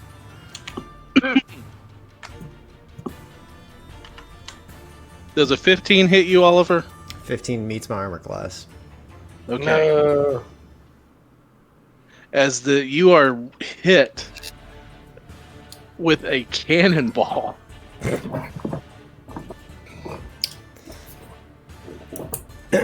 He's like, this is fine. I take it on my ass. He just flexes and it bounces off his chest. for 20 points of damage. Okay. Reduced to 10 because I am raging. Yeah. But still, that's a significant hit. So as that like clips my shoulder, I clock the next one coming in and kind of prep for where to head next once this one's finished off. Okay. This one is going to swing at you with his cannon, using it as a club. Versatile. That's why they're carrying cannons. Gee, I wonder where they got them. That is not arcane cannons. That is a 13 to hit. That does not hit. Okay. And that is his action. I don't know why he's pulling him up. I think he did. I say you, he did.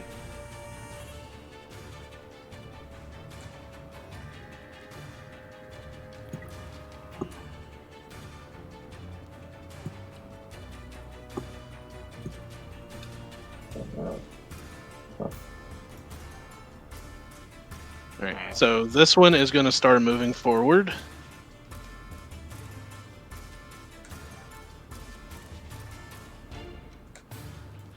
A lot of moving pieces to keep track of.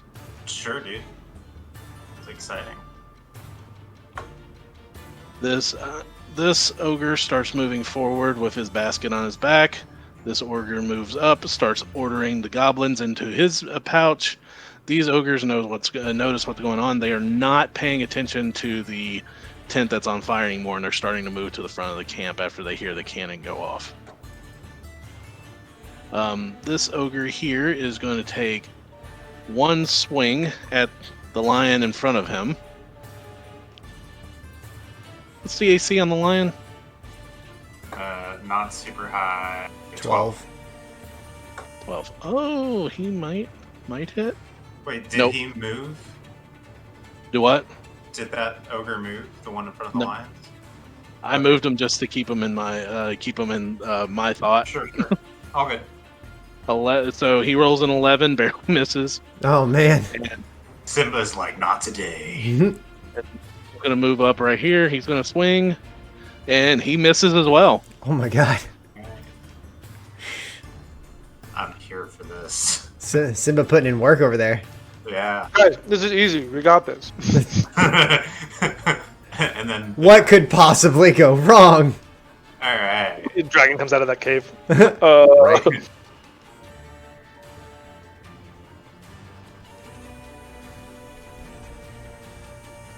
All right. All right, top Okay. of round 3. Ben rounds the pillar there. He's still invisible. And then he looks up and he's about to cast another spell at the one up there fighting Oliver, who would be at disadvantage against him. And then he looks over and sees the other one coming, and he remembers Killian. And fires off a tiny little red bead that flies and fireballs in the middle. I am targeting inside the palanquin on his back. Okay, so you're casting fireball. Casting fireball. The Yes. sulfur like sizzles and smells from inside my pocket as I fire the spell. A la gunpowder Also known maidens. as Kentucky Fried. We prefer extra crispy. One second while I import something. Please make it be the fireball. Oh, that is the worst. Is that damage actually roll. a roll for fire? Oh my god! That is the worst damage roll on This Wow. is what you get for breaking down and actually using fireball Nope. with With Ben. With Ben. with a non-combat mage. That's, I would do. Yeah, I would this do is- more damage with my fucking sliver. Holy cow. With 4 my ones cantrip. and a 2. Man, that is rough. That is rough. As Ben fires it, it like sputters, and he's like, "And this is why I don't do this." Having said that, it's probably enough damage to kill all the goblins. So I certainly hope so. So there's the fireball template. Nice. Very nice. Ah, what just happened? What do you mean? So, I left game. I'm coming back. it is a DC 15 dexterity check for the goblins and the ogre. Okay, so DC Save for 15 dexterity check. Yeah. Right. Well, so let's do the 4 goblins first, since you're aiming for the palanquin.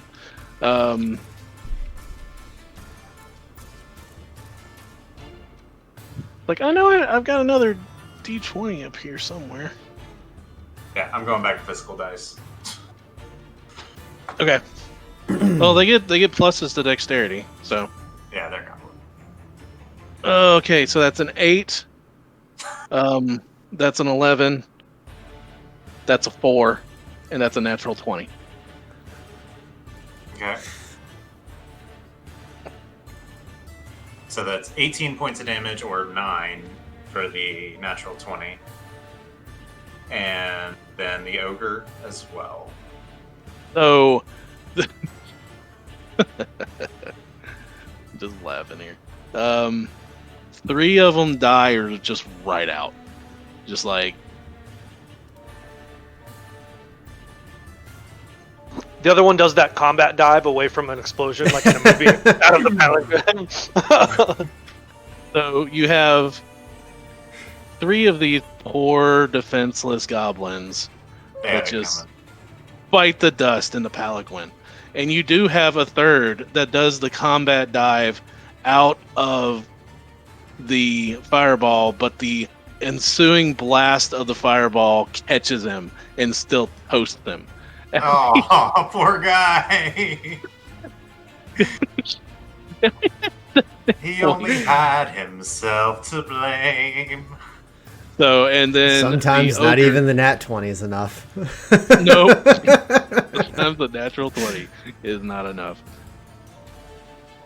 And the ogre is a 6, so he takes Nice. full damage. Nice. 18 points of fire damage. You see him look back and goes, "No!" You're Cut gone it out again. again. And when my voice goes low, for some reason it cuts me out. I just need to get a bit better headset. It sounds like when you get loud, it is when it cuts out. That's what it seems Try like. not to be loud. Talk quietly, Bill. Like I said, he looks and he says, "No, Terry, Jonathan." That's a high syllable name for an ogre. as a bonus action, Ben looks over and realizes there's combat and has this panicking moment and realizes he's putting Tannen in danger, and actually remembers that Tannen's okay. And so as a... Yeah, he's not going to do anything for a bonus action. He's going to shimmy back around this ledge a little bit and just duck out of view again. And that'll be it for Ben. Then the lion is going to attack this same dude we've been waylaying on here. Which one is better? He's going to go in for a bite. 22 to hit. Definitely. Okay. 7 points of piercing damage. Oh, excuse me, he's got advantage. Because pack tactics. Not any better. So 7 points of piercing damage. Against the same one in the middle that we've been waylaying on. And Tannen is actually going to run in and weave in between everybody's legs and give the help action to whoever is attacking next. He's going to be like fraying and just kind of trying to distract that ogre. Clawing up its back. Yeah. Yeah. Cool. Okay, so Oliver will continue his process here. 2 more swings. That is making these reckless to give myself advantage. These are 24 and 21 to hit.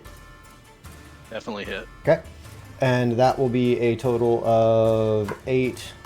6 is 14 plus 14 is another 28 points of damage on the 2 attacks.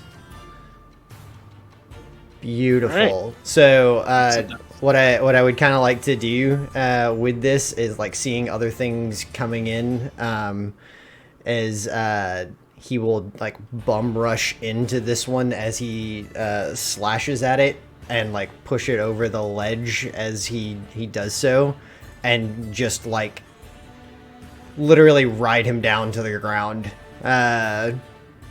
Like jumping on the body and sliding it down the plinth. As An athletics just to see if you take damage. Not a great roll, despite advantage for raging right now. It's a 15. That's okay. Because if you look like you're not doing well, Ben's gonna jump it. I think it'll be all right. All right. right. We'll roll with the 15. It's fine. Okay. You take. I'm just gonna say you take about 3 points of bludgeoning damage. As this, ogres are not meant for luge. Yeah. So believe it or not, Quote of the day. not the best title luge. of the episode. Yeah, ogres are not meant for luge. So on that note, before we get into Baloo's, I'm gonna suggest we take a really quick break. Okay. Just for the sake of finishing Alifer's turn, do I have getting to the bottom there? Would you say I have any movement left, or that is going to be my movement for the turn? Say that's gonna be your movement. Okay, I'm down for it. Cool. Yeah, because it's a 30-foot drop, you get 30 feet of movement. Yep. So, all right, we'll be back. All right. Cool. We'll be back in just a moment. We're doing like 5 minutes? 5-minute break? I think so, yeah. Yeah. Okay. Coffee break.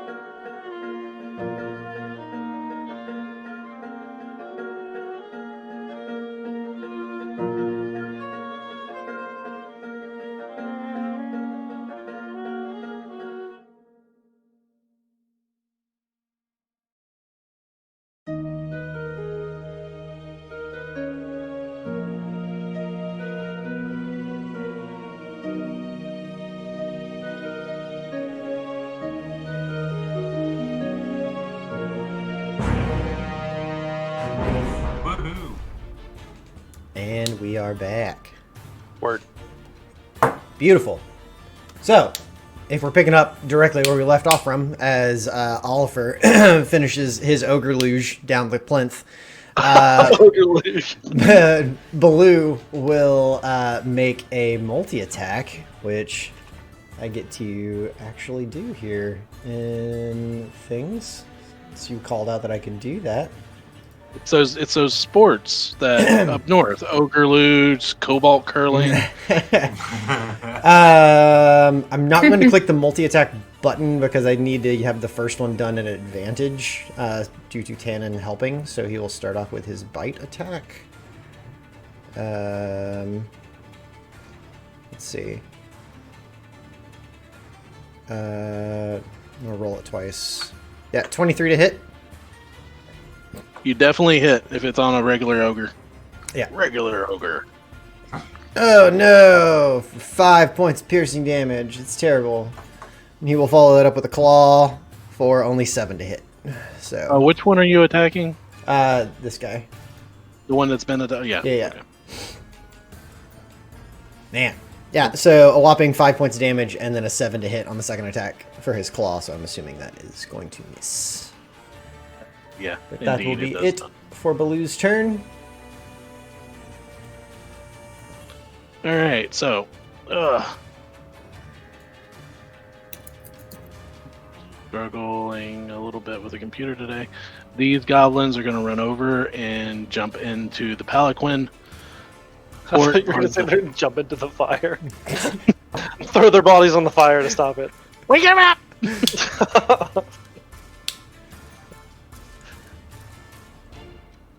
So that is going to be their movement, is jumping over here.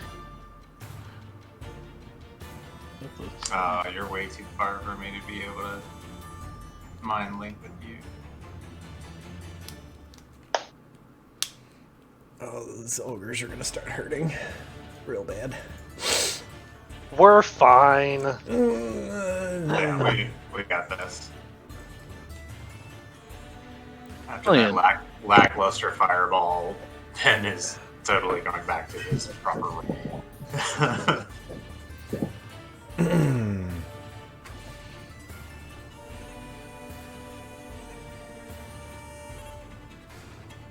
So, Killian, it should be your turn. Word. Okay. So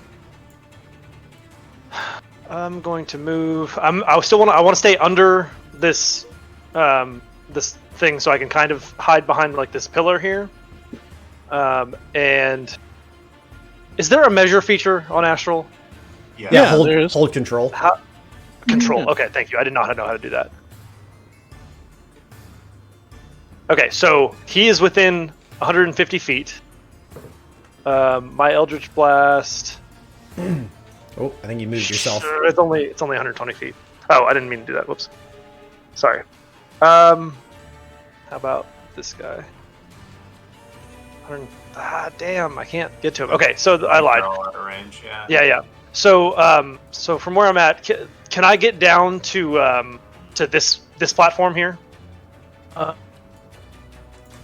I'm going to say it's going to take your entire movement. I'll give you that. Okay, well, 5, 10, 15, 20, 25. That's my entire movement, actually, so never mind. But am I able to get down there? Like, it's not that far of a drop? No. Okay. Let's see. Actually does put you within 120. Yeah, so that puts him into Eldritch Blast range. Nice. He still is not. Why is it doing that? I don't know. It's weird. What they're doing?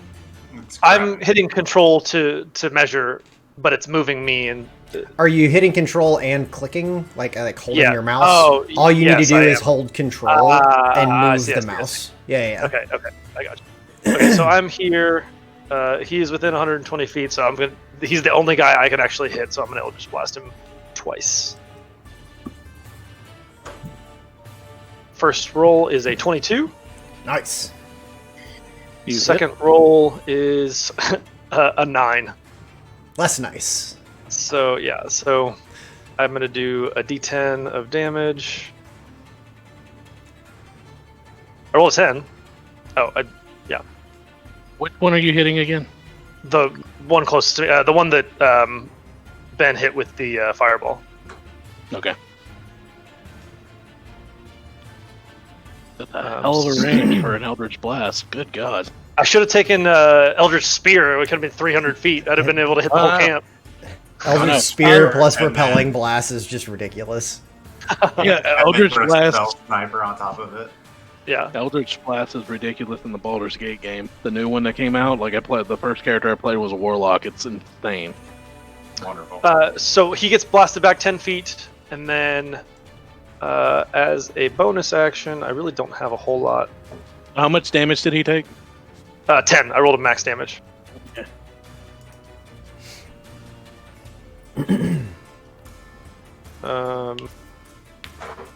Yeah, I can't. Trish already has a bardic inspiration, and I can't. I'm not in range of anybody else, so my bonus action goes wasted this time, unfortunately. So I'm done. I guess I could have Nyx do something. I will have. Can I use Nyx to like? He's within. No, I can't get there. Never mind. 15, 20, 25, 30. Okay, he starts flying this way. And that is his turn. And I'm done. Okay. And you only hit this ogre once with a Eldritch Blast, right? the second blast missed. Okay. All right. So, Larissa, it's your turn. Okay.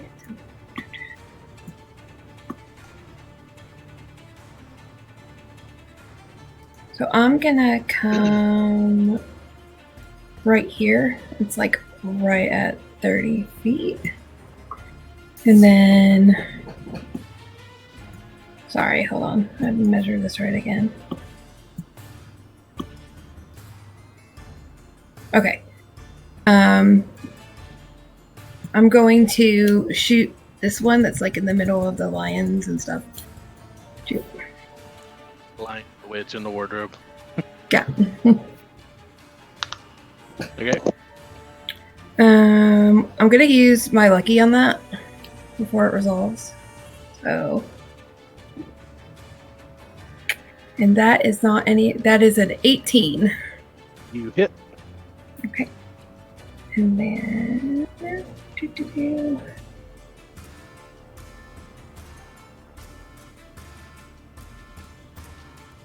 Okay, and that's a 4. And then do I get my sneak attack because it's otherwise engaged? Technically, it's engaged with an ally, so yes.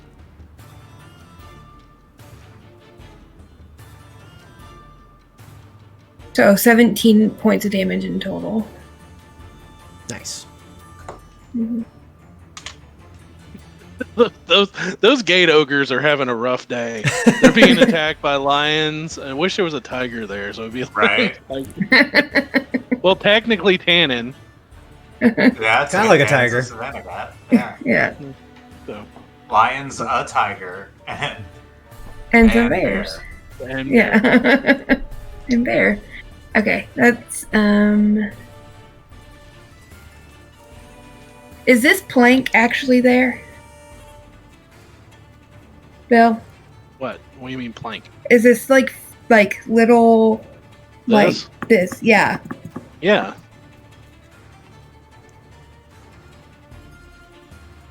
It's like another little 5-foot stanchion that's over the ground. Like, to an ogre, it's a step. So they step and like climb up. You guys, it's a platform. Okay. Well, I'm just gonna end my turn. And then Mr. Lion, I guess, is going to hit. Gonna bite that same ogre.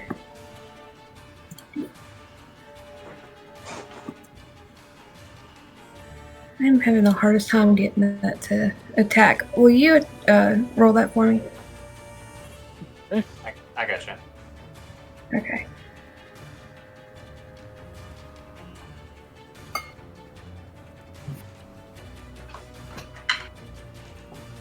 There it goes. 21 to hit. Definitely Yay. hit. 7 points damage. 6.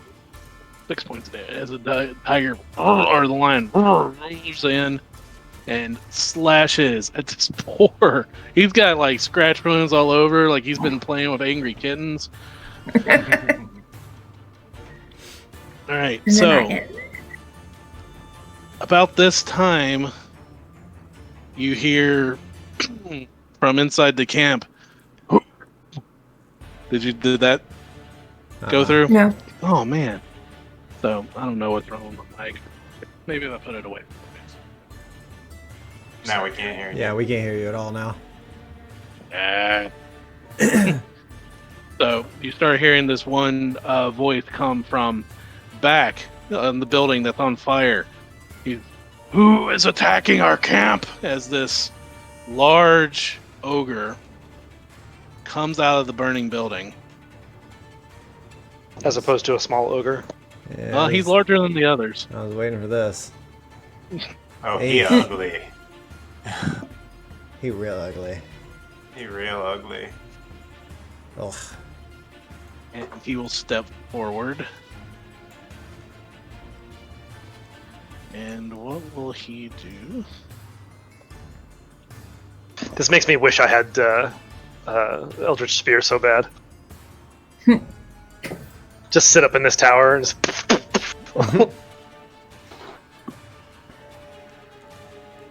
You can change out indications when you level up, right? Is that a thing that happens? I can't remember if it's when you level up or if it's when you can pick another one, you can change them. Maybe that's I'd what have it to is. look. Yeah. But there are new rules in Tasha's too, so. And that will be his round as he steps forward.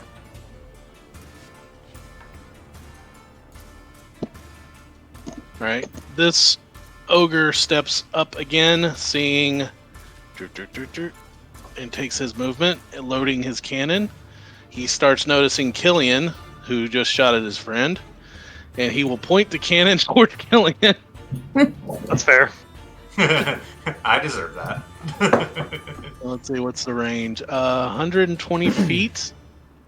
What is the range on his cannon? Oh, just out of... So it does not get disadvantage. Damn. 19 Yeah, that on 19 on hits. the die. Yeah. 21. All right.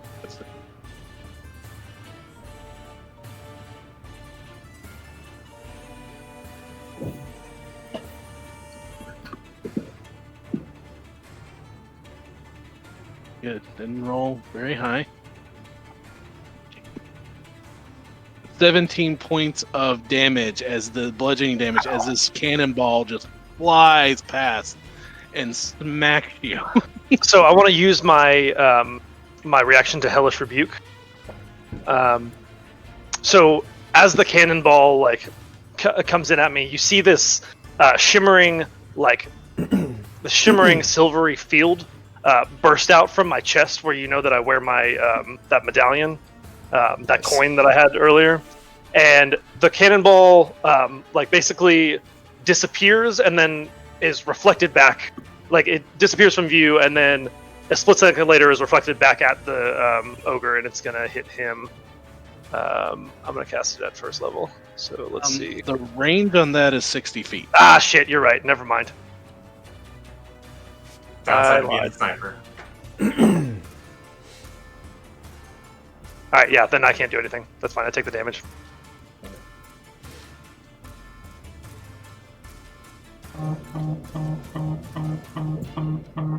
Oh man. Somebody's phone's going off. For a second, it was like along the rhythm of the music too, so it's kind of weird. Hold on. Yeah, I mean, think I this was hearing that. I was like, is- Sorry, this is baby. Hold on. All right. These ogres move in. On their round, these two are going to take swings at the lions. So let's just go ahead and get those taken care of. Joys of being a parent, getting a call about our child.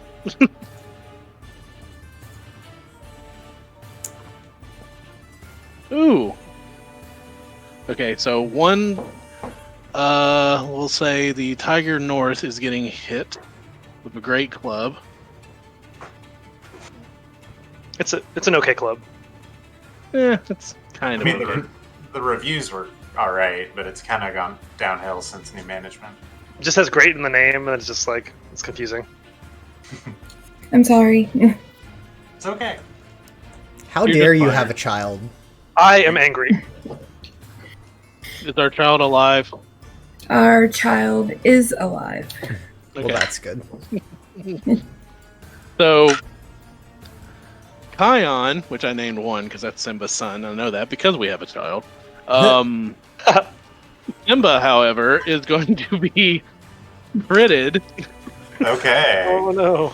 Yeah, for Poor guy. 9. this is turning south fast, guys. That's okay. We got this. Yeah. Run, Simba. Run and never return. Poor Simba goes to meet his father Oh no. Yeah. and poofs Remember. out of And this ogre looks very confused for a second. He's wondering why he hit this big cat hard enough that it exploded into smoke.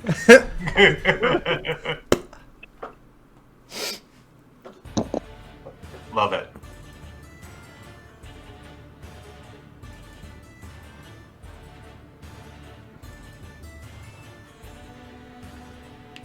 And ogre moves. Alright, this ogre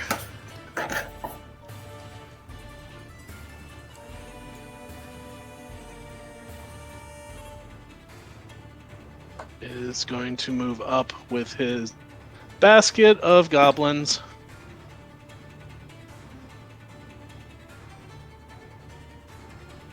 I can do that when it's someone else's turn. Alright, top of the next round. All right, Ben, what we got? All right. I'm looking at the range on things I have, and it's not. Okay. 5, 10, 15. Can I use all my movement just to make it down to where Oliver is? Climbing down. Happy to roll for it if I need. Yeah, just give me athletics just to make sure you don't slip, or you'll be getting there faster. I mean, I might be getting there faster. We'll see how it goes. You don't have an ogre to lose on. That's correct. I rolled a natural 1 with a -1 for a 0. So Ben goes to step and just steps on a soft spot and just collapses down, 20 feet?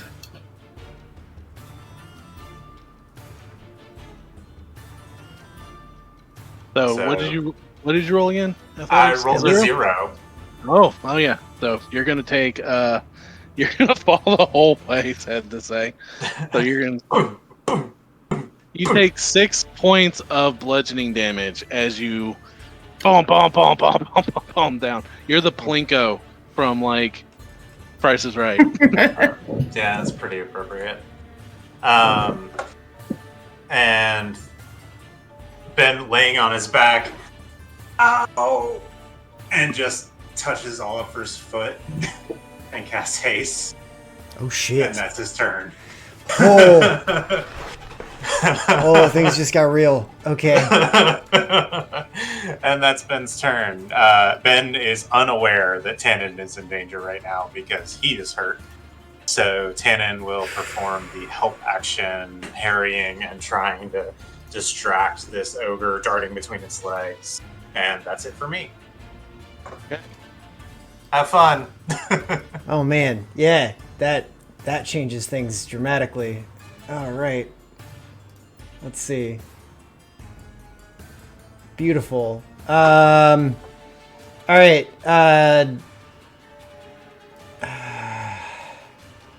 Seeing the like mass of everything moving this direction and not necessarily wanting to go force his way directly into that mess. Oliver is actually going to run back to the gate, which with 80 feet of movement now, I can get right exactly between these two ogres. Oh, you completely went opposite of where I thought you were going to go. Yeah, so between these two ogres, how do the two of them look? I want to say this one's the only one that's been hit, and this one hasn't been yet, right? Be correct. This one, he has lion scratches all over him, but they look like kitty scratches. But yeah, he doesn't look very happy. Okay. All right. Well, Oliver is interested in dropping this business around as soon as he can, so he is going to make all of these attacks reckless. So first attack is 26 to hit. Definitely for hits. 14 points of damage. Okay.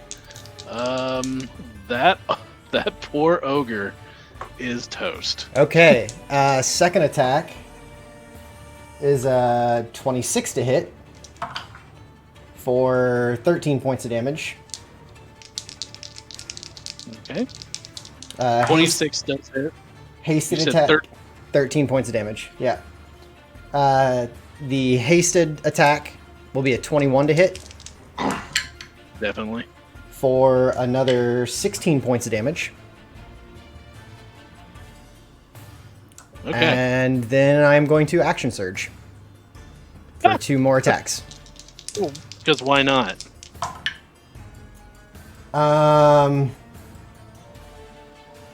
Oh, that's bad. That's a 14 to hit? It hits. Oh, man. All right, cool. Remember, ogres are just they're health tanks, right, not cool. AC tanks. It started off as a bad roll, but Great Weapon Master got to re-roll it, so that is 15 points of damage on that attack. And last attack. Wow! Wow! This is double ones! Oh, no. No! Welcome. Double ones! Welcome back, I Jacob. don't, you know what? I don't want that to be a thing. I'm using my inspiration point. Nice. I'm not ending this round on double ones. So instead that will be a 22 to hit. So Oliver, overtaken with never moving this fast before in his life, doesn't understand and misses his last blow. No. I use my inspiration point to re-roll that for a 22 to hit. For what was I get to roll 2s as well. Wow, let's just refuse to roll well for this one. That had 12 points of damage on the last hit. So Oliver, just feeling energized beyond belief by the touch of his dear friend there, takes a couple steps forward, and before he realizes it, has taken 5, 10, 20 steps forward and is just there faster than he thought he could be. And as he strikes across 2 strikes to the front ogre, his ancestral spirits rear up into a semi-tangible form, taking 2 strikes at the other ogre, and then with his hasted attack he follows through with one last strike. And that will end my turn, leading to Baloo. So Baloo will jump forward here and make his hasted attack. Control enters house switch. Okay, that's right. He will make his multi-attack. Oh, that only shows the information there. Okay, so he will make a bite and a claw. So that is an 18 to hit and a 20 to hit. The 18 for 8 damage, the 20 for 11 damage. So this 19 points of damage total. This ogre, very confused as to everything that's just happened. He dies. Feeling better about things. And as Baloo just like pummels this thing to the ground in the aftermath of Oliver's carnage, Oliver wordlessly reaches out a hand, pets him behind the ears, and then turns back to the camp. Okay. And that will end Baloo's turn.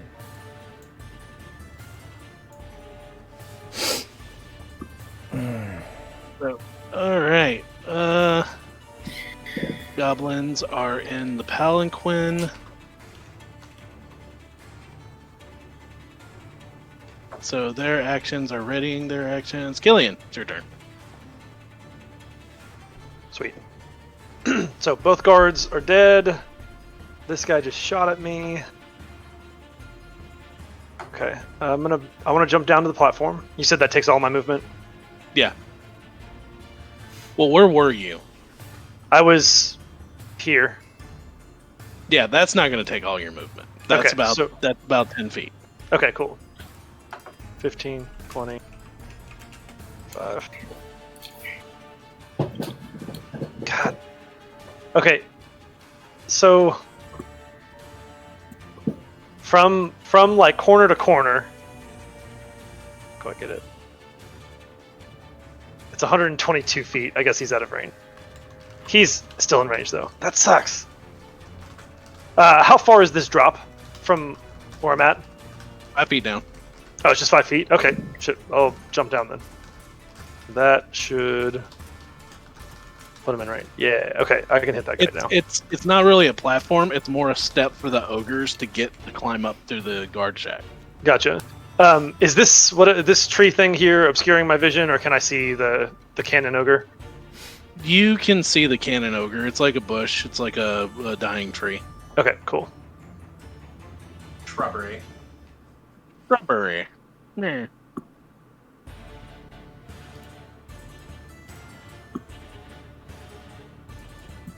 I'm gonna do that thing that warlocks do. An Eldritch Blast. Oof. A 15. To hit. Okay, that is 5 points of damage. He gets blasted back 10 feet, and then I'm gonna do it again. Okay, 5 points of damage. 10 feet. There we go.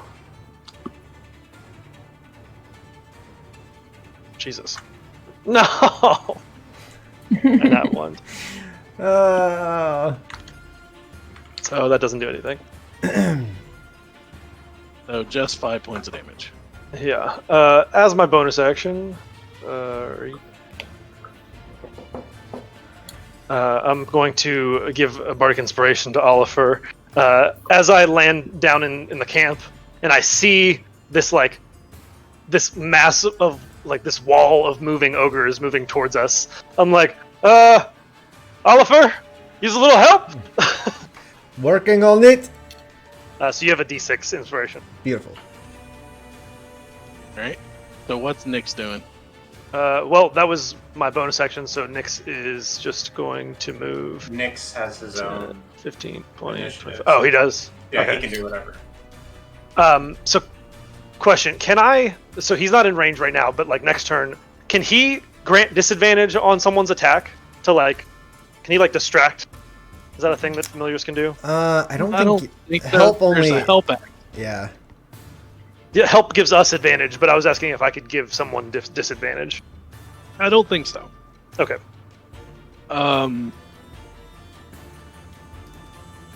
But as Nyx goes to fly, there's a loud concussive explosion that ripples through the camp again. Oh, finally it went off. As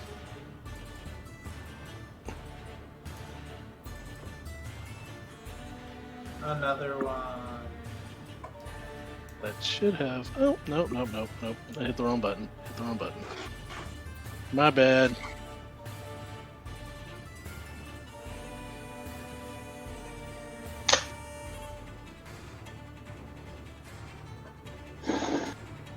As the other stick of dynamite finally explodes. Yeah. Roll me a perception check for Nyx when this happens.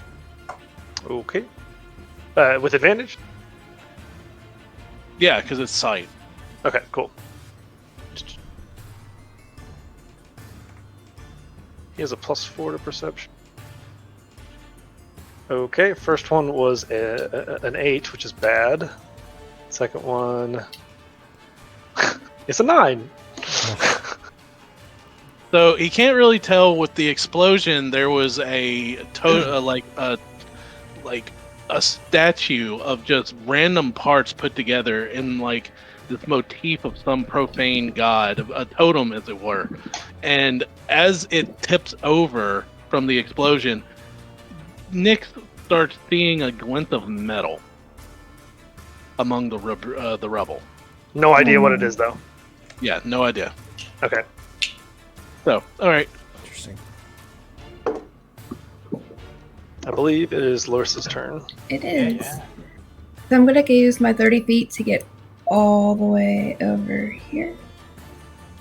On the very edge before I fall off. Okay.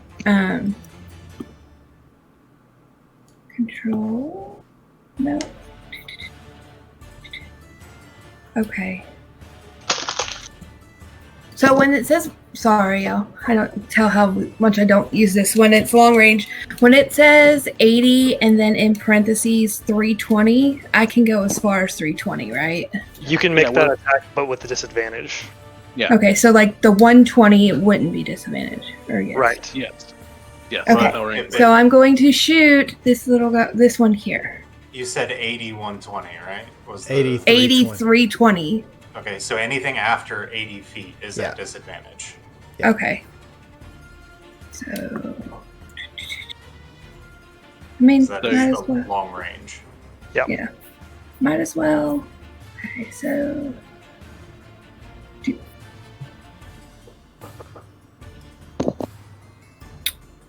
I'm gonna use my lucky on that. That I don't want a 1. So there's the first one. And then 23 or a... Oh wait, that's rolling the summer dance. Sorry. That's me. Oh. So that's either an 18 or a 12. That's a 12, Bill. 12 to hit. Yeah. Does not hit. Okay. Barely Then- misses. It actually bounces off his breastplate. Then I'm going to, because I can see him, I'm going to try to use insightful fighting on him. Okay.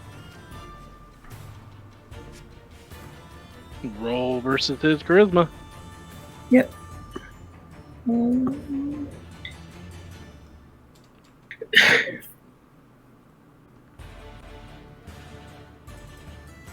It should have got the... So that's a 27? Oh, definitely. He rolled a 5. Okay.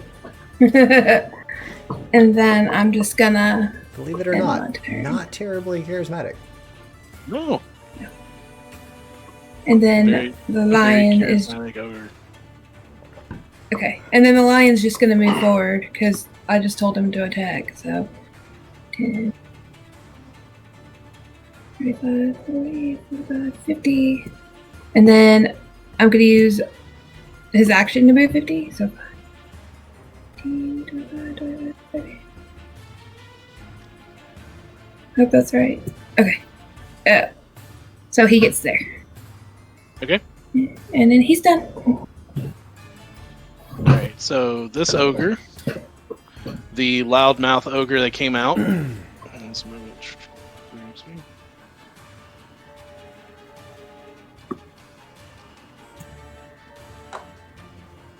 He will move 30 feet to here. And you see him. Let's see, how far away? It's 120.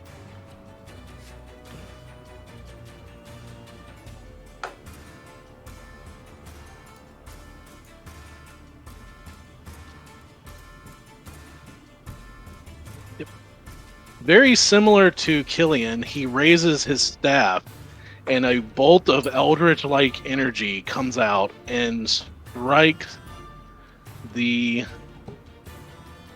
No. Yeah, definitely strikes the lion. Poor lion. No, kitty. No. No, kitty, that's a bad kitty.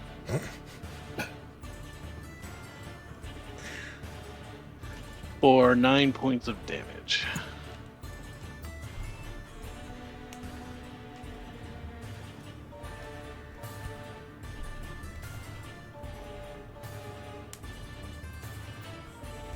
And that will be his. This ogre moves forward. Yep, using his whole round to climb to close in on the lion.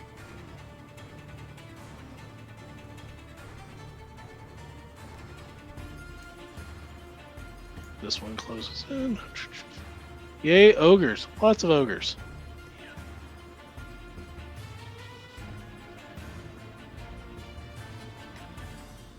He is going to move in right here, and he is going to take aim with his cannon at Larissa.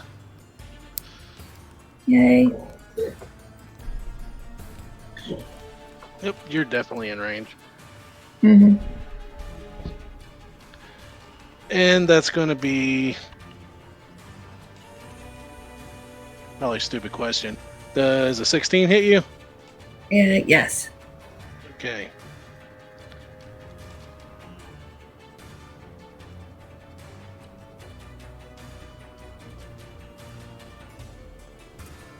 $15 points of damage. Okay, I'm gonna uncanny dodge that.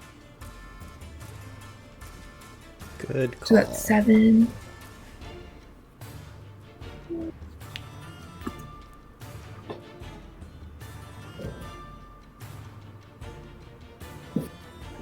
As the ogres start crossing the bridge.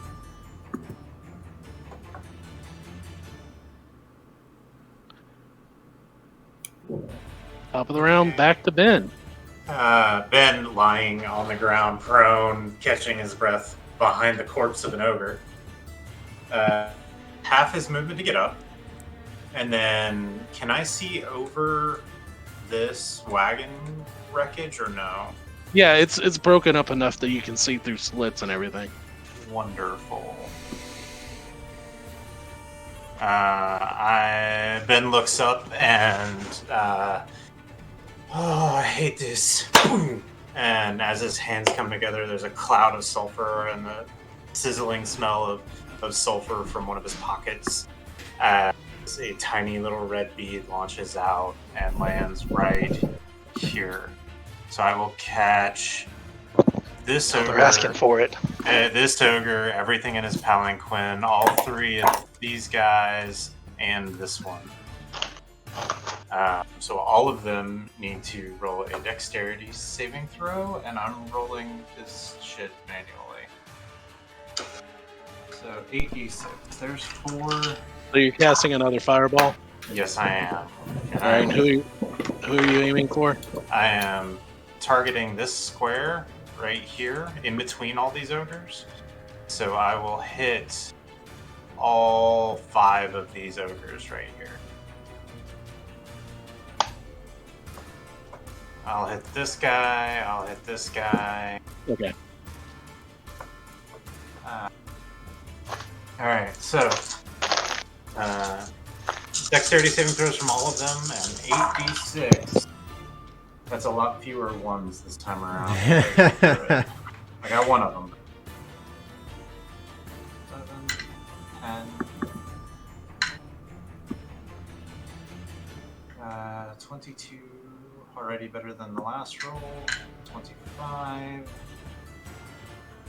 32 total points of damage. Much better. Right? Okay, so doing the goblins first,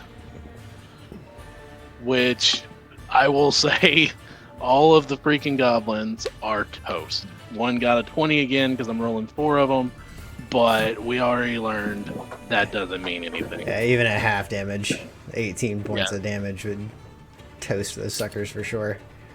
So, okay. So now we're doing all the first 4, the 2, well, let's do the 3 regular ogres. They get negative, so they get -1s, so that's a 3, a 1, and a 17. Okay, the 17 succeeds. Okay, let's So- do that one first. So he takes half, so how much does he take? 16. Okay. And the other ones take 32. 32.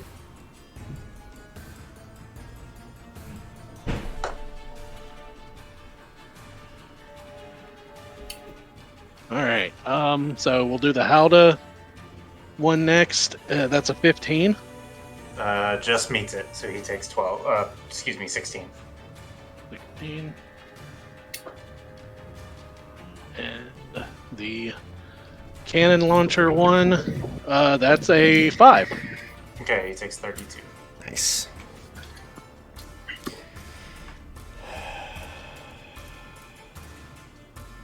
As this goes on, I love haste. You hear the one in the back, the larger ogre in the back that seems to be wielding magic, yells out,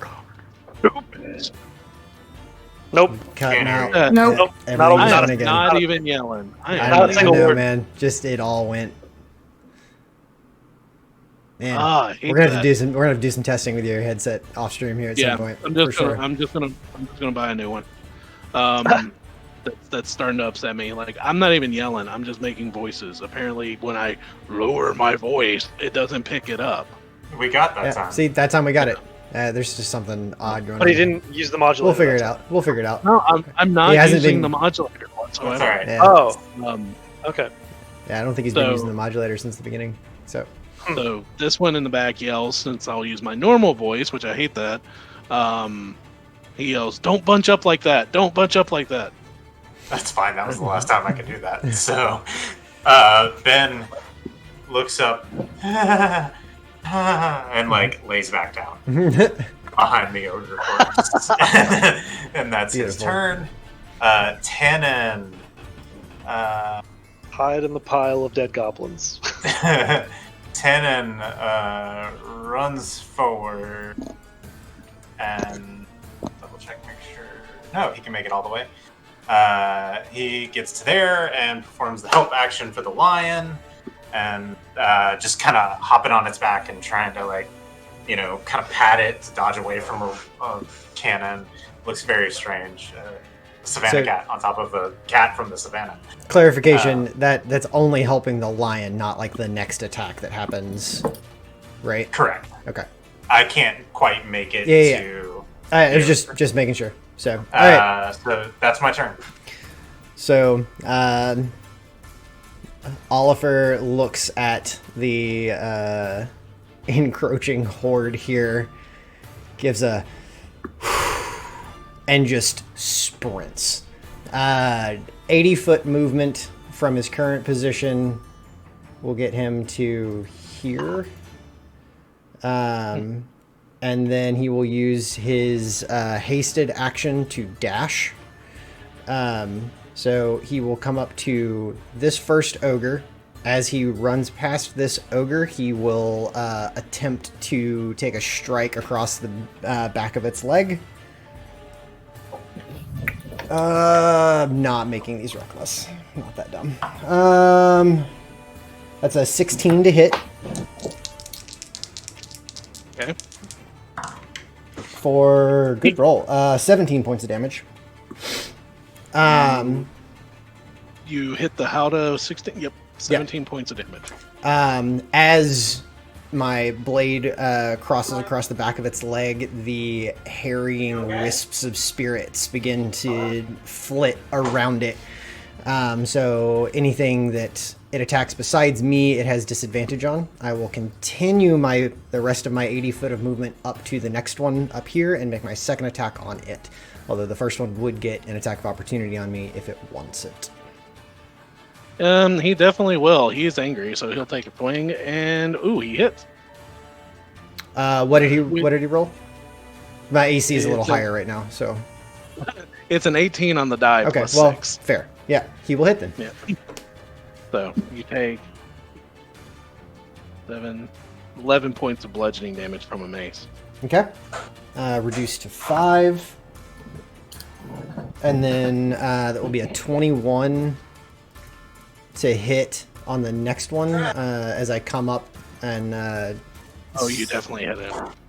So that will be another 16 points of damage to him. And then I will bonus action. Where is that on here? Bonus action, second wind. Okay. I was just going to ask, how's Oliver looking? To heal for 10 points, bringing me almost back up to max, but not quite. And that will end my turn. And Baloo will move and dash his 80 feet, which brings him to here. And that will be it for Baloo. Hello, poor bear. Alright, that's it for me. So I see Oliver charging in here, and I realize that most of my stuff, especially the area of effect stuff, I am not going to be able to help him unless I get closer. And so as Oliver starts to sprint in, I also start to sprint in. So I'm going to move 5, 10, 15, 5, 30. As I am running, I am going to draw that wellspring pepper box for the first time from like the small of my back, and I'm going to fire it. I'm within 80 feet of this cannon goblin or ogre, so I want to fire it at him. Okay. And it has hold person stored in it. So how does this work? So it'll go off. So- Basically, So I get weapons. to make the attack, and then the spell goes off as well. Yes, Okay. as part of the attack. Excellent. So I pull this pepper box, I level it at him, I pull the trigger, and I rolled an 18 to hit. Okay, so you definitely hit him. So it's a regular musket shot. Okay, so First off, and then the spell goes off. No matter the range, it is now the range of the pistol shot. cool, excellent. So I hit him for 12 damage. So So he takes 12 damage, and then hold person is. Is it going off of my save, or was it? It should be the save of the caster. it should be, for the sake of it, because this gun has been in this game for so long. I can't remember who cast it. We'll just go off of yours. Okay, that's fine. So he has to make it takes 12 damage, and he has to make a wisdom save. Well, actually, the 12 damage killed him. Okay. I look at it, and I'm like, that was not what I wanted you to do, and then I put it back in my belt. So that was my. To be fair, I'm not certain hold person would have worked on an ogre anyway. They're technically giants, not humanoids. So Are they not humanoid? No, it'd be monster. Well, shit. Yeah, they're a giant, so it would be you need to cast Hold Monster. But Well, that's good to know since I have hold person as a spell. Yeah, so that was my movement and action. As my bonus action, I'm going to. Can I see? Ben is within. I'm laying prone. Not within 60 feet, are you? no, he's not. I'm gonna have to be here before too long. Give it to Baloo. Where did Larissa go? Oh, she's up back there. She's back up there. You already have inspiration. Oliver has inspiration. So yeah. Should I give inspiration to Baloo? Do it. You're gonna do it. Do it. Hey, Bear, go do bear things. you ruined a great opportunity. You You could have did. went, my boy Baloo, you're my boy. Oh no. Or come on now, you're barely holding your weight.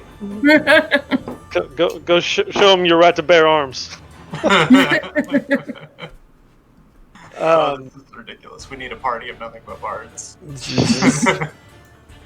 That's a There's one-shot a right stream. now. There's a stream that it's a whole party of bards, and the stream is called Bombarded. I love it. Nice. I love it.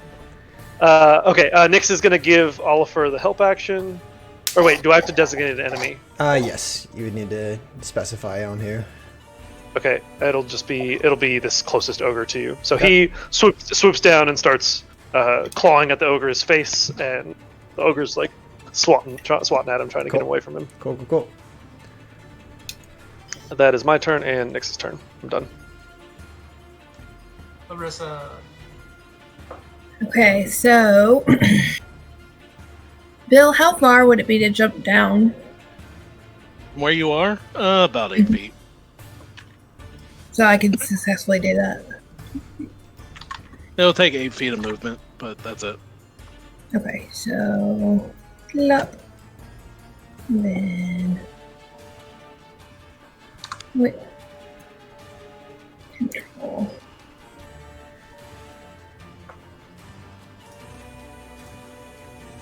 So remind me later. We can talk about it after the session. I want to know exactly how the spell storing thing works. I can store whatever spell I want in there. Yeah, actually, while we're doing this, you can look it up on D&D Beyond. It's just a normal ability that you can put on magical items. There's other spell storing magical items. Okay, I'm going to shoot this one. It's over here by the. Okay, by the Simba. one you have advantage on because of your insightful fighting. Yes. Well, not advantage, but you're able to do your sneak attack. Yeah, I'm able to do my sneak attack on.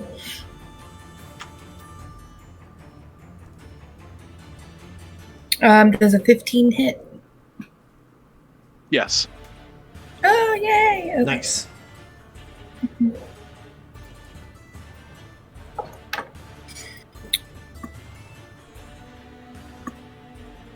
I'll add it all together. Let's see. Come on, sneak attack. 21 points of damage. 21. Nice.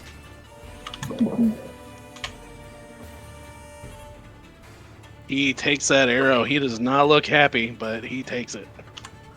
Okay. And then I'm just gonna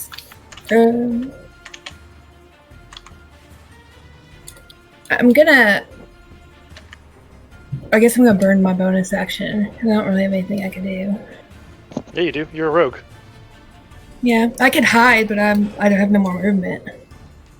Yeah, I mean, hiding just makes it so that it's harder for them to try to track you. Okay, so then I'm gonna hide. Hiding is never a bad option for rogue. Yeah, Yeah. never a bad choice.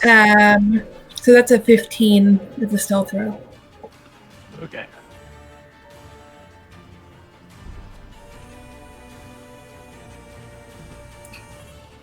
All right, is that the end for Right. Larissa's turn?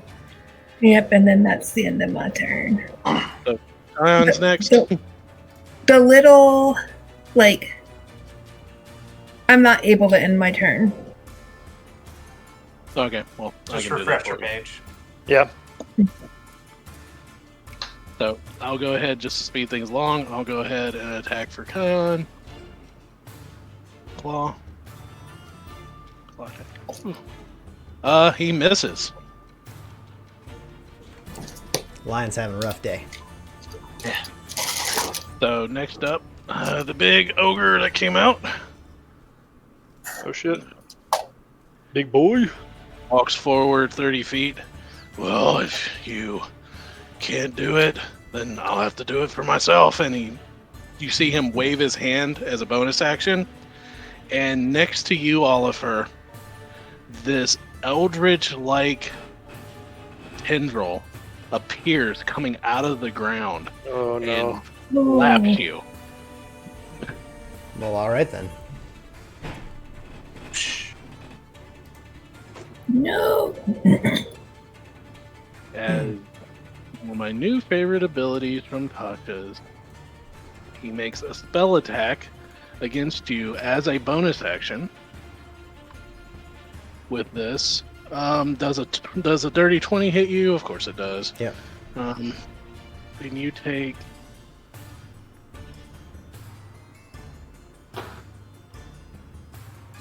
16 points Jesus. of cold damage as the thing. I roll max damage on it. As this Still, thing it's a smacks freaking you. bonus action? Good lord. Yeah. Alright, well that hurts. That is not reduced. So,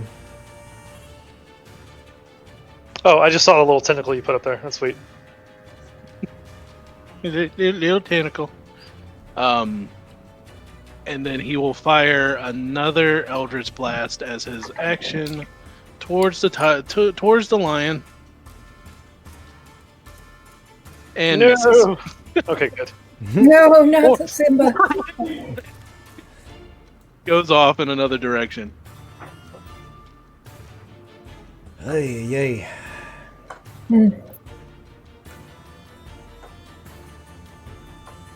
And that will be his.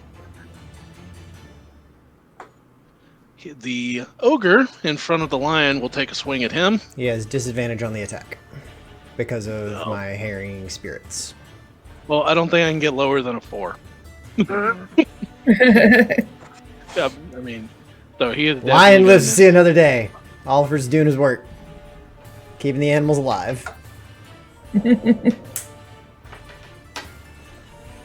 These ogres are going to move in, but because of how big they are, only 2 of them are going to get to Oliver at a time.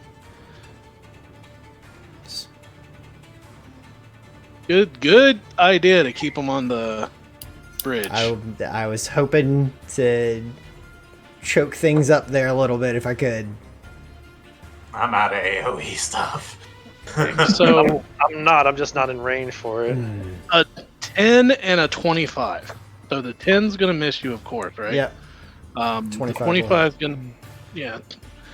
If your AC is over 25, we're going to have to talk. No, it's 17. That's 12. That's, let's see, 2d8. That's 12 plus 4. 16 points of bludgeoning damage as you're Okay. hit with a great club. Reduced to 8. Were you able to reduce that cold damage? No. No, that hit for the full 16. That's just Bear Totem. Those are the only ones that can do that.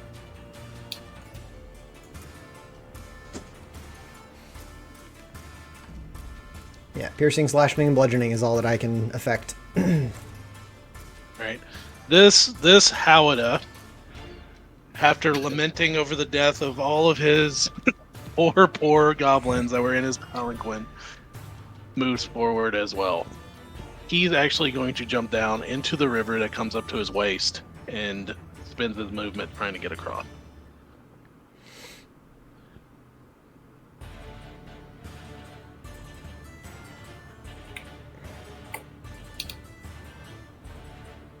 Top of the round. Ben uses half his movement to stand up. You've been laying down for like 2 rounds, I think. Yeah. And then he moves and dashes to here and like tries to slide in and then hits the tongue of the wagon and like you hit it right on your shin where it's that burning. Oh yeah, it's awful. Yeah. It's absolutely awful. And smashes into the crate and like is literally trying to hide behind it. And that's his turn. And Tannen is actually going to dart. Yeah, he's got plenty of movement, so he's going to come around, staying out of range of that dude, and come down to here and dart between Oliver's legs and help with this guy. So you now have advantage against either one of them. And that's my turn. Okay. All right, Oliver, you're up. You've got advantage on either one of those guys. Sorry, I had myself muted because my dogs were losing their minds. Okay, so first attack will be on this guy as I take a swing for a 19 to hit. And Definitely hit. Advantage from Nyx was much appreciated because the other roll was a nat 1, so thank you for that. No worries. That is a 16 points of damage on that ogre. And I will make a second attack at... I almost hate to split this up, but I don't want to waste the advantage. Tannen's like right there. So. Yeah, I would move to there. I will make the second attack to not lose out on the advantage for this attack. That is a dirty 20 to hit. Definitely hits. for 8 plus 7 is 15 points of damage. And I will go ahead and take my... actually, what all can I do with the hasted? Hold on, let me look up something on haste real quick. While you're doing that, Bill, I made a mistake on my turn. Tannen would have had to have run straight through. He couldn't have run around. So if you wanted to try to take an attack of opportunity against that guy, he is going to be more concentrated on the big lion. Okay, that was my mistake. I apologize. No. That's completely fine. But the ogre is going to be. He's not going to like swing for a little kitty when there's a big one in front of him clawing at him. I mean, Okay. little. All right, between these two ogres, which one looks worse for wear? Well, on a scale of 59 to 1, You have this to one's give me about an specific. 11. I'm not. I'm still giving you scale. This one's about an 11. This one's he did about a 12. Okay, so all right, I will make my second attack on the. I will continue my attack on the second one there that I was already attacking. I'm going to use my D6 inspiration on that for a total of 14 to hit. These bad Definitely rolls. is. All right, cool. For what I'm hoping is above the scale that you just said, for 16 points of damage on this guy. With this guy? Yeah. Okay. And this one is harried by my spirits, so any attacks on anything besides me have disadvantage. Hairy spirits. Hairy spirits, so hairy, Very furry spirits. so furry. It's Much just like a hairy-chested version of Oliver. And that's gonna end my turn because I have nothing to do with my bonus action. So. And he be dead. All right, Oliver. Ooh, Blue. I take that back. I have one last thing I'm going to do with my bonus action here. As I turn back towards the one that I harried, I am going to use my hidden step for my Furbolg ability. And as I look at him, the spirits begin to flit and fly more tangibly in front of me. And then as that calms down, I am invisible. Oh, Nicely done. Yay! good idea. Nice. Good idea. And that lasts to your next turn, right? Yes. Okay, cool. Until the Until start of my something. next turn. Until the start of my next turn, I attack, deal damage, or force a saving throw. All right, so Blue. Baloo is going to move. Oh, change to him. He is going to move 5, 10, 15, 20, 25, 30, and come up and make 2 attacks. He will make a bite for a dirty 20 to hit for 8 points of damage, and a claw for 16 to hit for 11 points of damage. So 19 points of damage. Total? 19 total. Baloo earned his keep. Baloo is just following Oliver along the battlefield, just jumping on ogres and bearing them down to the ground. Also, for what it's worth, he still has that inspiration. He does indeed. He does indeed. He will totally be sure to remember that he has that. He looks like a very inspired bear. I mean, he's inspiring me.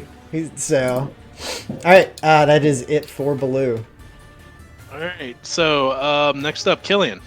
All right, Bill, I need a shatter animation, please. Yeah. Oh, I need to see where to place this. Okay, well, yeah, that's not going to be too hard. We have that one. I'm going to refill coffee real quick, so I'll be right back.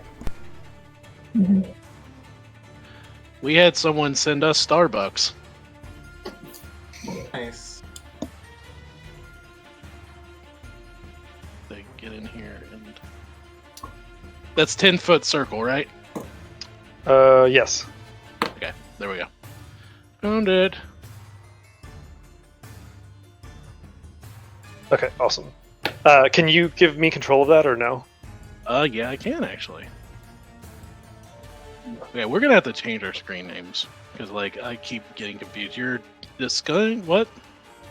Huh? You start with a D. Yeah. There. Okay. Yours. Awesome. Okay, so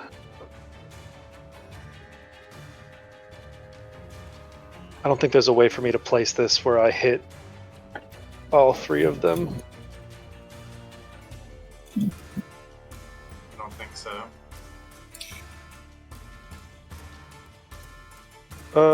That's fine. Okay, so I'm gonna place it there. For the sake of Nyx, I imagine he's like flying like down and then back out, and so like I imagine he's out of range for this. Is that okay? Yeah, I got you. Okay, cool. So I'm still hauling ass towards the bridge.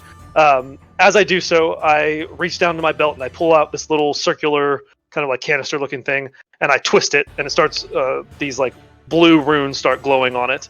And then I bring my left hand to my mouth and I like make this high pitched whistle, and Nyx starts flying towards me, and I throw it up into the air.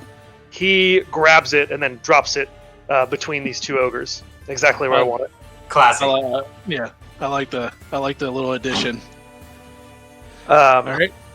So he drops this shatter bomb. They all need to make con. Oh shoot, it's con. They're probably good at that. Yeah, they all need to make con saves. Yeah, no, that's their second best one. So just the Howdah and the ogre, right? Yes. Okay, so let's do the Howdah first. Oh well, it's both the same. So. Okay, I've got a 9 and a 4. No bonuses. That's with the bonuses. Holy cow! Okay, cool. Wow. So they both. I rolled a 6 and a 1. Awesome. Oh wow.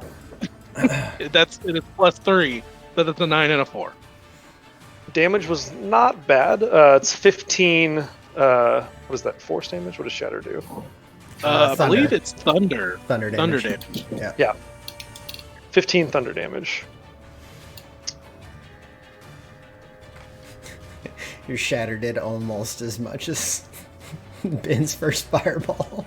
I did. Looking through my spells, I was incorrect. I do have 1 more AoE. I wish I'd seen that last turn. That ogre number 9, does bite the dust. Excellent. Oliver takes a brief sigh of momentary relief as he readies himself for the next one. Oh no, I don't. Never mind. As my bonus action, I'm the one who's the most damaged here, aren't I? Yeah. As my bonus action, probably Larissa's probably the only one that actually sees this. I draw one of my pistols, and it glows this weird gold color, and then I pull the trigger and fire it into my leg, and there's this like flash of gold light, and I'm gonna heal myself using my healing light. Nice. So I'm gonna burn. I didn't realize that was bonus action. That's nice. Yeah, I'm gonna burn 3 of these, so that's 3d6 that I'm healing myself. So let's see what I get there. 2, 3. Oh my god. Okay. Oh wow. I heal for 7. Oh, That's rough. rough. Every little bit helps, though. Yeah, you're right. Okay, and that is my turn. Nyx is going to. I don't know where Oliver's going to go. I imagine you're going to go after the one still on the bridge. So Nyx is going to give you the help action on this guy. Sweet. Noted. So that's my turn. That's Nyx's turn. I'm done. Okay. Okay, so we go 5, 10, 15, 20, 25. 25, crossover 30. I'm gonna try to insightful fighting on that guy. Which one? The one that's caught it in the water. The This one. Howdah. The Howdah. Howdah Yeah, what? That one. Yeah. How to carry friends in battle. Put on back. That's a 26. The negatives. So, I'm sorry, I'm just laughing. I rolled a 2, and he has a -2. Yeah, 0. That was like my fucking acrobatics save or my dexterity save trying to come down that So hill. good. I just Okay. love it when that happens. Good. My bow. So that's a 9. Oh, Yeah, that's horrible. Okay, I'm gonna hang out, and I still can't end my turn. Gotcha. All right, Kion's turn.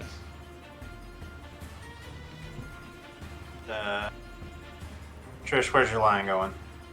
He is just going to the one that I just casted insightful fighting on, Okay, and so he will- take a bite. So 18 hits and 7 points of damage to the Howdah, who is engaged in the water. In the water. Okay. Ending that turn, going to the big ogre, I'll be right back.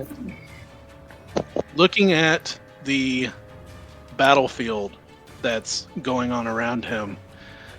You see his disposition changes from that of a big ogre to where his mind just gets this like hidden intelligence, and his voice changes and he says, well, I guess it's no use pretending to be what I'm not anymore. And his guise changes to this shadowy like creature. oh shit. Oh, shit. Game on, guys. Yikes. What? The ogres are very, very shocked at this. Are we And he dealing looks with an at him. Oni? He looks, he says, well, you have provided much release over the years, my loyal little followers, but alas, I bid you adieu. And he will cast on himself. I'm so sad Derek is missing this. No, I'm here. The big dude turned into an Oni. Yeah, I heard all of that. Yeah. I had my headphones on. I just couldn't. Gotcha. Yeah.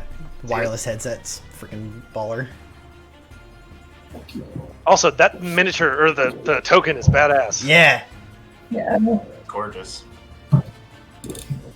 Cast Dimension Door on himself. Shit. Ooh. I can't stop it. I'm too far I away. also could not. Yeah, that's the reason I was saying it slowly. I'm like, I'm giving him a chance to dispel if he wants to. No, I'm too far away. I can't do anything. If he looks at all of you as he's vanishing. If you happen to survive, I'll be meeting you in the cave. Interesting. Well, alright then.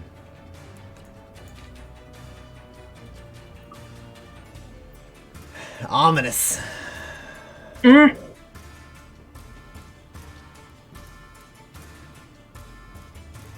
That will be his turn. The Howdah, very confused, all he knows how to do is swing at the tiger, the lion in front of him. And that's a crit. Oh, Yeah. no, No. buddy. No. 4d6 points of damage. It rolls low enough, he can Lie. still survive. All ones. I think even all ones with bonuses, he's probably toast. I know. Yeah. So, on Astral, do you guys see these sunglasses that are next to the characters? Yeah. Yeah. Yes. Those, when Larissa does her inquisitive fighting, that's the token I use. That's the hilarious. token I use to mark her Okay, inquisitive okay. fighting. Nice. That makes Um, sense. That's 15 plus 4, 19 points of damage. Yup. Simba. No. No, Simba's already bit it. This was Kion. Okay, I know. You see, like, there's like going, but lion friend. But it's the circle of life. Does it move us all Mhm. until we find our place in the path unwinding? God. I can keep going. Yeah. Please don't. As he vanishes, this tentacle vanishes as well. By the way, forgot about the tentacle. The tentacle. So that was the Halda. The one ogre left, very confused, can't see Oliver. He takes a swing at the only thing he can see. He swings at Nyx. Oh! Uh-oh. He done? That's the 21 to hit. Yeah. that'll hit. Yeah, well, that's a thing. Poor birdie. 14 points of damage from a great club. As he, Well, he has 3 healths, so I think he's okay. have you seen that scene where the pitcher throws the baseball and hits the dove? Yeah. Yeah, yes. There's Yeah. multiple of them. That's There's a pretty whole much what compilation happened. actually on YouTube. That's pretty much what happened. Except he poofs into smoke. Okay. So Nyx is gone.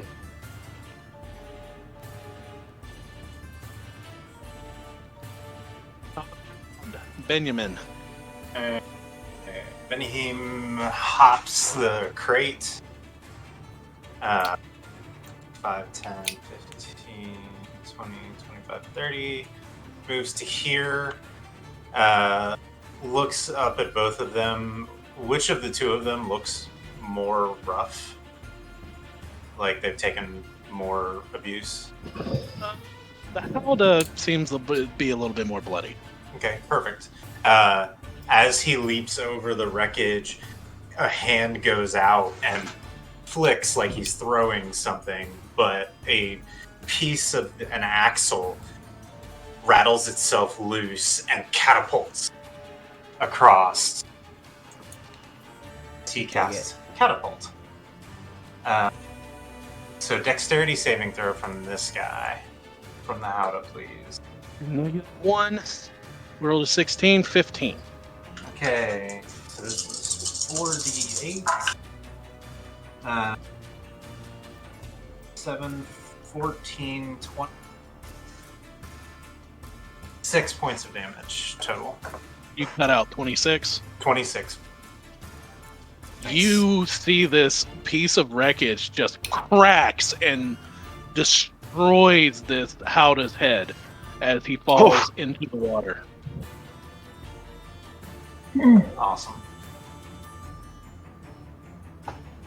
And Ben kind of sags to a knee. Doesn't go prone or anything, but he's looking very exhausted. Like he has expended the majority of his ability.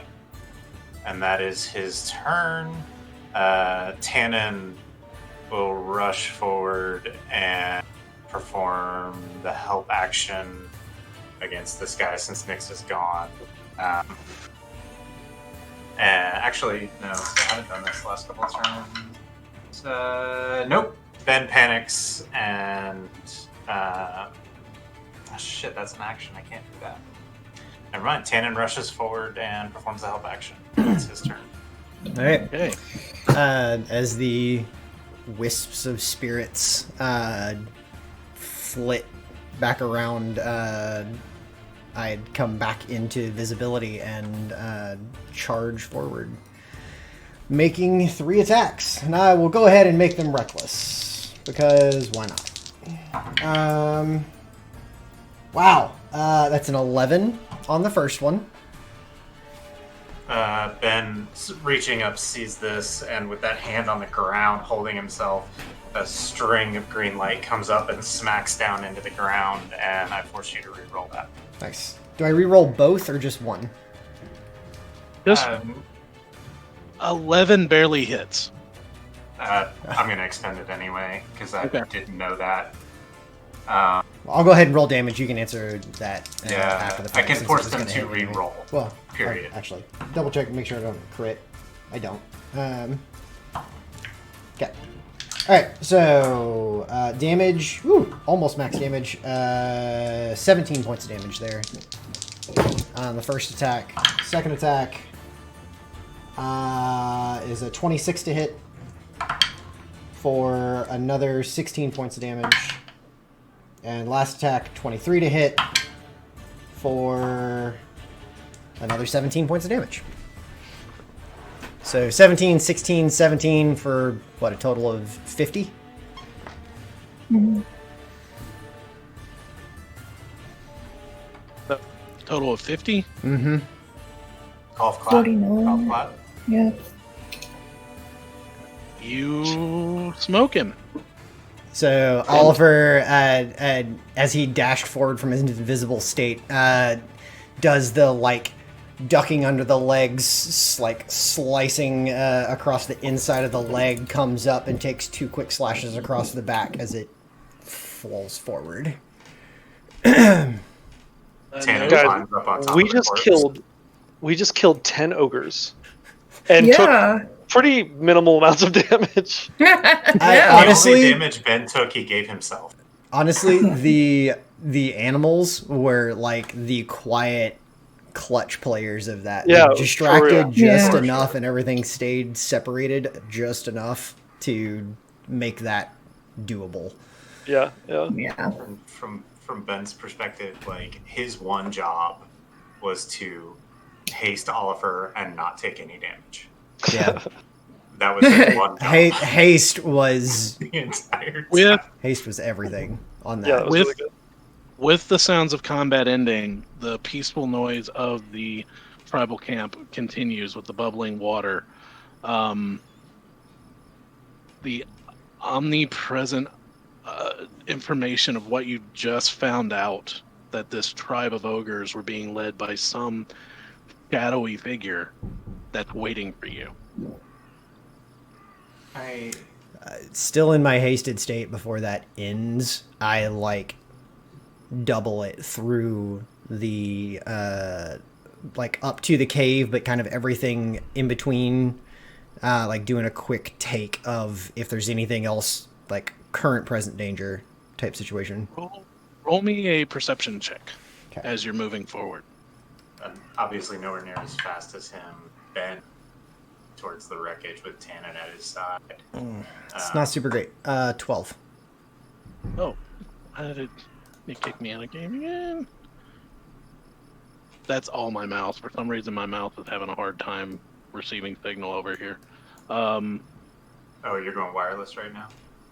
No, my mouse and my keyboard. Yeah. Yeah. So, where you stand in the middle of this, what was your perception, Oliver? 12. 12. It's not You great. do notice among all this rubble of this totem that was over here, you do notice a glint of metal shining from the fire, I will, like a large piece of metal. I will go and check it out.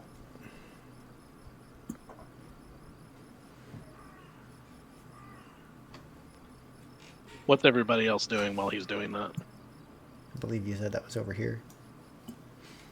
I'm just gonna check in with everybody. How's everybody Yeah. feeling? Anybody need some of that good magical healing? I Okay. am not my best, but I'm by no means in danger. You sure you don't want me to shoot you? And I like twirl my gun a little bit. Ben flinches. And no, thank you. That salve you had last time was better, I think. If that's what you feel, then I'll cast Cure Wounds at first level. Okay. Yeah. Ah, So- God. You heal for 6. Hey, that puts Oliver. me back to max. Okay. As you walk over to the explosion from the dynamite had wrecked this and you're familiar with your culture of a totem, of an item of worship for a tribe. This seems to be a combination of bone, animal, long dead kills, small trophies. You see various different body, bones, shiny trinkets, everything.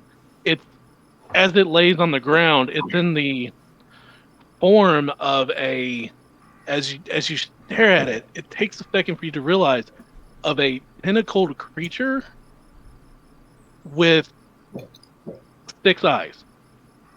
Like Does what this we look like saw the in the vision? Like is this reminiscent of the vision that was forced on myself?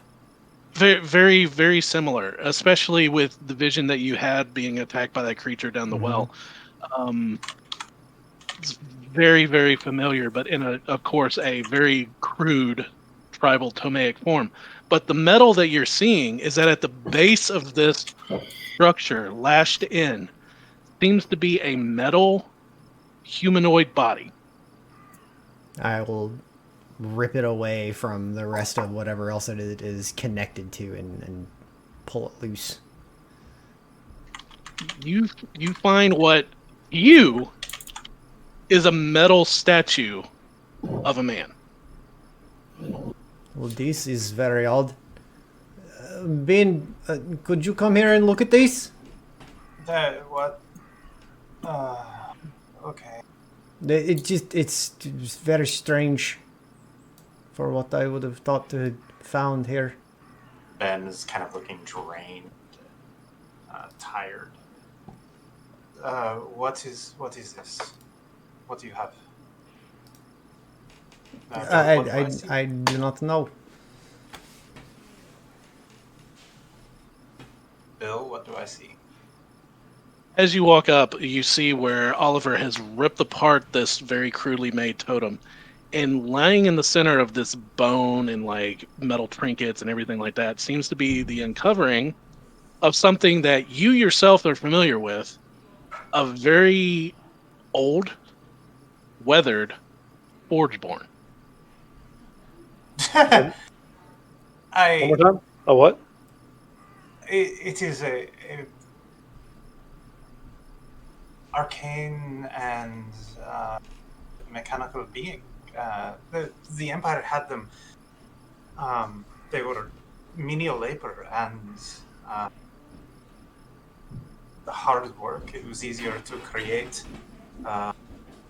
automatonic beings to mine and to build large constructions. It must have fallen out of the ship. I'm gonna take a closer inspection of it, see what I can do with it. Okay, roll me arcane knowledge check.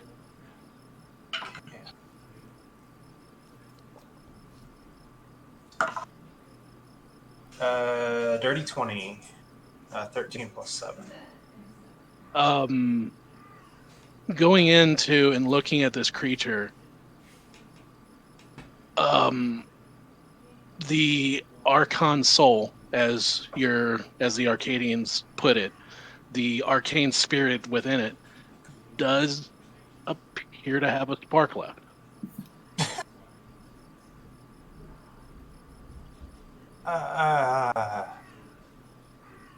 Okay.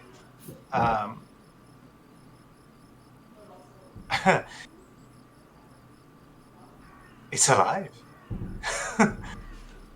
All right, but what is it? I thought it was a machine. How's it? If it's a machine, how's it alive? Imagine like the balloon as like the bear ponders up. It is Powered by magic. Yes, but it is a spirit, a fae in this case. But this is a spark or a spirit, an archon soul created by magic. It is a creation.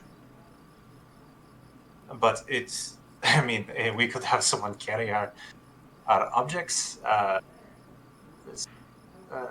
Some of them had some errors. They were a part of later production where they had personality, but they were few and far between. This is more than likely a menial laborer or a manservant of some kind. Do you know how to fix it? Maybe. Give me just a minute, and then we'll with a draw of his hand, open a kind of a zipper in reality and reach in and pull out his spellbook. Give me 10 minutes to put up a dome just to be sure. I'm beaten, my friends. I'm very drained. As you say that, Oliver stops and sits on the ground as the wave of lethargy hits him from the end of haste and goes, "Yes, I think perhaps the rest would be wise." And so I will take a moment to cast the protective dome. As he does that, Oliver kind of like looks back across the way. Larissa, are you okay? Yeah, I'm okay. I just kind of just sitting here, like looking around here and looking around the waterbed. I'm just trying to see if like there's some clues or something about who that was over there. Like kind of going up next to where the tendril is. But he came from the big tent. The tendril's gone, and the big tent is almost burned down to ashes by now. Okay, so then I'm just gonna... Sorry, guys. Not really, though. Not really. I was gonna kind of move I on gotta blow this shit way. up with dynamite. I was excited. No shade. Yeah, so Ben's just going to spend 10 minutes casting the dome over this metallic Forgeborn and, large enough that all our friends, and Blue, if we can make it work, can get in it too. How large can you make it? It's only 10 feet, so... Yeah. 10-foot radius, yeah. Mm-hmm. So like 20 by 20. Yeah. I mean, we could all fit, but it'll be snug. Yeah. Did everybody get in the Baloo pads in, lays down. Oliver goes and just like sits back on Baloo. Just like, oh, that was a lot. So remembering Larissa, it's like a glitch that we found in the Dreamlands. It's another one. See, he was weird. I'm going to reach my hand up underneath the breastplate, and I'm looking for a catch or something to be able to open it so that I can access the spark. You get into it, and you're able to access the panel that you remember. Okay. And the breastplate opens, and kind of a la Optimus Prime, there's a spark inside of it. And you got the touch. Just one, not all the sparks though. No, all sparks. No. Can I tell? Like, is it just? Does he need a jump? Does he like? Is he do anything? In technical terms, the spark is there. It does need a source of arcane magic to get it going again. His pilot light's not out. Okay, the pilot light's not out. Good reference. A source of magic? I Could I'll just blast his chest. It's like the shock paddles. Shocking grass, guys. because you rolled a dirty 20. Expended spell slot and magical item charges might be enough. Okay, cool. So when Ben is explaining this to me, basically what's going to happen is the more you put into it, the lower the DC gets. Okay. So I don't know. So I've never done this before, but I read about it and I stayed at the Holiday Inn. So. What is this Holiday Inn? Oliver, are your ancestors nearby? They are always nearby. I can't currently see them, but... Larissa, you have a wand, right? I do. I pull out the Wand of Secrets. So It's like- I'm going to create a moment of stillness, stasis, in time. And if you all can funnel your magic through me, Ben's got like this light in his eyes that you've not seen out of him except for one other time. So Since the you're group telling me met. you want me to cast a spell at you? Imagine me as a conduit. I will hold and store everything. And Whatever you say, friend. I pull out Yeah, my so I pistol. don't know. Like, I'm just gonna you look pull out at the your pistol and wand. point it at me, and I like. Yeah, I'm gonna like looking at the wand, looking at you, looking at the wand, going, I don't think this is what it does, but okay. Yeah, I haven't pointed it at you yet. I've snapped the gun open and I'm like looking through my different like cartridges and I'm like, no, not that one. That's too powerful. Maybe this one. Bending mechanics just a hair. Ben will expend a use of momentary stasis on himself. And as he does it, he activates a charge on the Ring of Ivan and expends the magical energies of a second level catapult into his hand. So momentary stasis, charge from the Ring of Ivan, and a second level catapult are what Ben is putting into this. And then whatever else anybody else can funnel through him to try to give it a spark or a jolt. I did a first level witch bolt. So Yeah. I fire these like tines of wire at Ben, and there's like electrical energy. You taser me. Yeah, exactly. It like hooks it. Where does it hit you? I imagine like I'm facing away from you, like dead center in the ass. He starts twitching a little bit as the electrical energy starts flowing through him. So I'm gonna look at the wand and look at Ben and be like, okay, and I'm just gonna cast Wand of Secrets like around his area, or like the area where he's in. Oliver will take a moment to sit forward off Baloo and removing the bones from his pouch. He will roll them in front of himself and hold his hand out toward Ben. And mechanically speaking, I would like to try and utilize both my charges of Furbolg magic. So Detect Magic and Disguise Self, both first level spells, to just expend that energy toward Ben.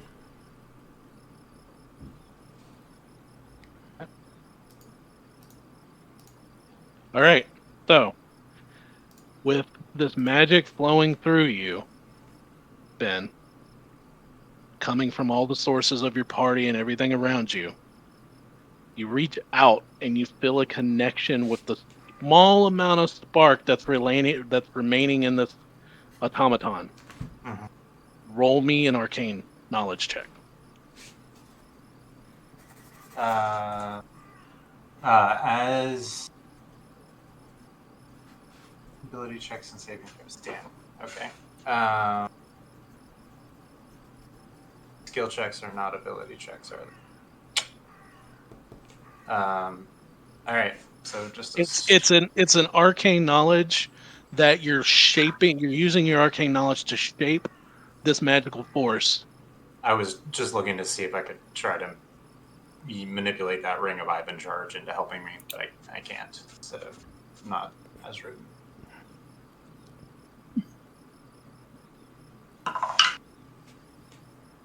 Uh, 20 on the nose again. Nice. 13 and a 7. With everything combined, you guys lowered the DC to 9. Oh, sweet. Wow. Yay. Roll crushed So- it then. As his eyes blink open, Jacob, would you bring Brandon in? I would love to. Uh, And Brandon is there. All right. Welcome aboard. If I may, Bill, I'm imagining the backlash would be pretty strong. It actually flows into him, and you see it flow throughout his extremities, and that tarnish that he had fades away. New and shiny. Shiny and chrome. Ben, just almost pops off of him in an arcane jolt and lands on his butt and is seated. I maintain Witch Bolt for another round. Just. And Oh, sorry. I didn't realize that was.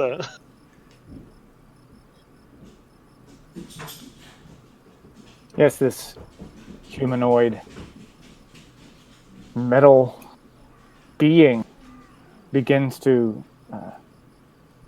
move slowly, take shape. Glowing blue eyes like a gas stove, just this deep blue. Also light coming out. Copper and brass all over the body. And it looks at all of you. And it begins speaking.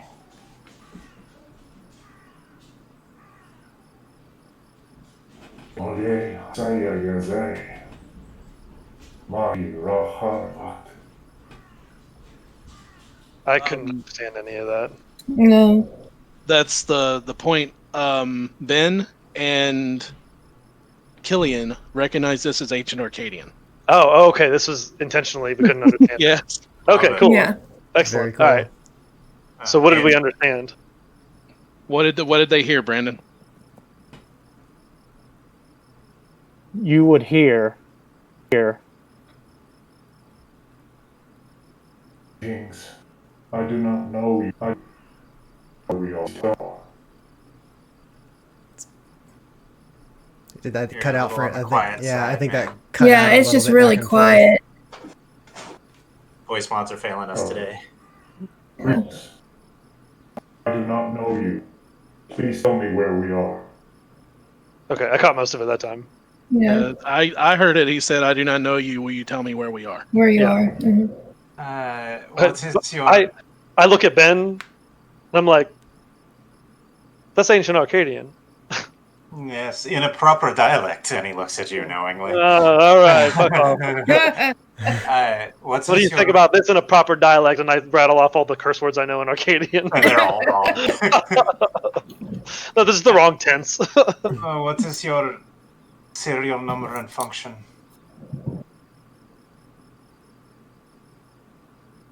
I have ceased.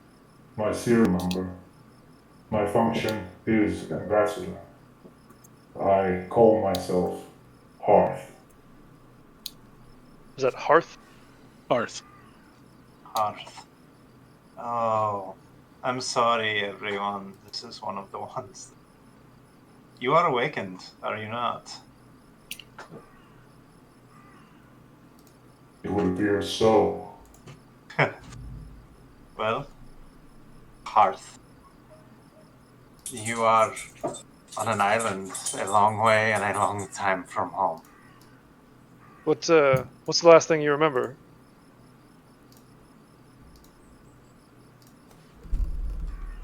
I continue with my story. Are there any others around? I need to find my allies. We came to broker peace with the Zilberge. I remember is our air falling from the sky. Hey, Brendan, I think we're losing enough intelligible speech that it may be easier to just go on that route. Yeah, unfortunately. It is cool, and I do enjoy it. Yeah. What's Yeah. coming through is really cool, but yeah, we're just losing too many words. Let me change that. Your allies, look behind you. I don't think there's much left. I thought I was the only survivor. Bill, what's the year right now? Year? It would currently be, like using my knowledge of the ancient Arcadian calendar and how it is now. What would be the year in? You know what I mean? right now. It would be the current year is 750 AB, which is post absolution, when magic disappeared. The Arcadian Empire. I want to relate the date to him, like in like the Arcadian calendar. Like it's been this long since the Arcadian Empire fell. You know what I'm saying? Or Close to 3,000 years. so like so whatever year that is in ancient Arcadian, Brandon, I quote that to you. I'm like, it is this year in your timeline. How long have you been sleeping? Can everybody hear me well Yeah. now? Yes. Yeah. Mhm. Good. I just want to make sure I cleared up all of the extra stuff. Mhm. So we're going all natural. So I don't think it was you, man. I think that we've been having issues with voice modulators lately with Bill's too. No. I know. I totally understand. So we're not going to get hung up on it. We're just going to do it like we do. So this being is speaking to you in ancient Arcadian. You have related the year to them, and they begin to move around. It's hard to tell expressions on the face. There just seems to be moments of pause and reflection. And Ben did direct your attention behind you to like the crashed airship. And looking behind, Hearth just stands up and begins walking towards the fallen airship. I look at Ben and I shrug, and then I'm going to follow him. I lean against Baloo. And as you walk out of this bubble, Hearth, you do notice that you are within a very primitive camp, two of which the huts are on fire and are burning down to the cinders. And before you, it's hard to recognize, but you do see the remains of a skeletal airship, long aged and beginning to rot away, embedded in the side of this rock face. This seems to be ages old. That's what I was trying to tell you. It's I think you've been asleep for a long time. Yes. I must think for a moment, if you would please. And Hearth is going to move through and make some attempt to look through the wreckage that is passable. You can walk into the skeletal structure, and it's wide open. Anything of wood that was on this ship was long since rotted away. The metal is mostly rust at this point. Like grabbing it and squeezing it, it almost crumbles underneath your hand. Yeah. Watching as this dust just settles. Hear what seems like a sigh.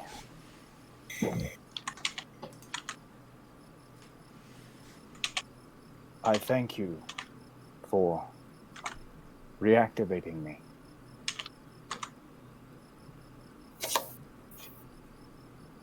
Well, that was mostly Ben, but what are you going to do now?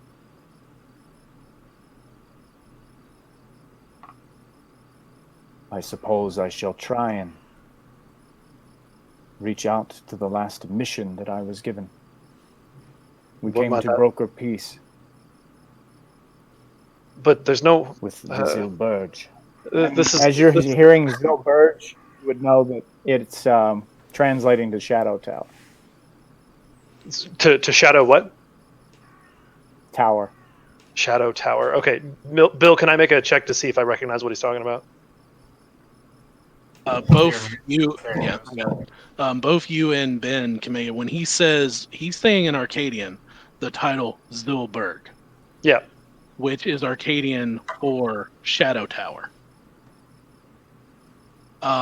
Ben, you can roll a normal roll. Killian, if you're gonna, because it's so old, it's gonna be disadvantage if you know about it. That's fine. 25. Okay, did that first roll come through? Mm-hmm. 16. It's a 16 on there. Hang on, second one. Oh, sorry, Dirk. Oh, damn. So it's disadvantage. Sad day on disadvantage, yeah. 16's excuse still not me, bad. Yeah. 23. Sorry, I rolled Arcana, a different stat, or a different number. It's 23. Okay. Zulbergs. You rolled a dirty 20, right? No, I got a 16. I got a 16. 16. And what'd you You get? got a 23. 23, or 19 plus 4. The Shadow Tower, or Zulbergs, given the fact of what your studies were in ancient Arcadia, planial travel, the different planes, everything that they were studying before their fall, they had towers built throughout all of Stratera. These towers were centered on thin spots between planes and were usually named for the realm that the thin spot was closely tied to. This is some Stephen King Dark Tower shit right here. I love it. Hearth. Come in. Come here. And you see it's translucent, but there is in fact a magical barrier that you have exited. It's a dome. Hearth does so, walks back towards you. While they're doing this, Oliver leans over to Larissa. Can you understand anything that they are saying? So when Oliver says that, I'll be like, his name's Hearth. He's an ancient Arcadian ambassador, a construct, but he was designed to come and negotiate with someone. That's what we're trying to figure out. And he just realized that he's been asleep for 3,000 years or somewhere whereabouts that time. That is a long time to be asleep. I'm actually speaking in common. Yeah. What were you saying, Larissa? I said, me and Ben, we ran into someone who was quite like him while we were in the Dreamlands. Didn't he get taken? He did. When we came back, did he come with us or no? He stayed. He was taken. He was taken by the church. Yes. Yes. Hearth, and I am speaking in common. They speak at the slave's tongue now, so I'm sure you have been programmed with it. It was standard. And I switched to Arcadian. Very few people speak properly these days. Hearth doesn't miss a beat. You hear a more elevated, kind of strained version of common, almost like it just has more of a high speech quality to it. And looking at Oliver and Larissa, Hearth says to you,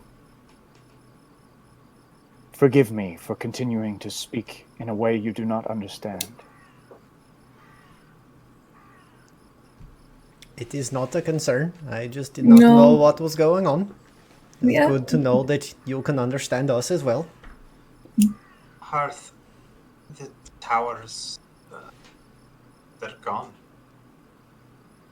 It's been 3,000 years, friend. Relating what I knew of the timeline, the towers were around, and then my mission was during the fall. So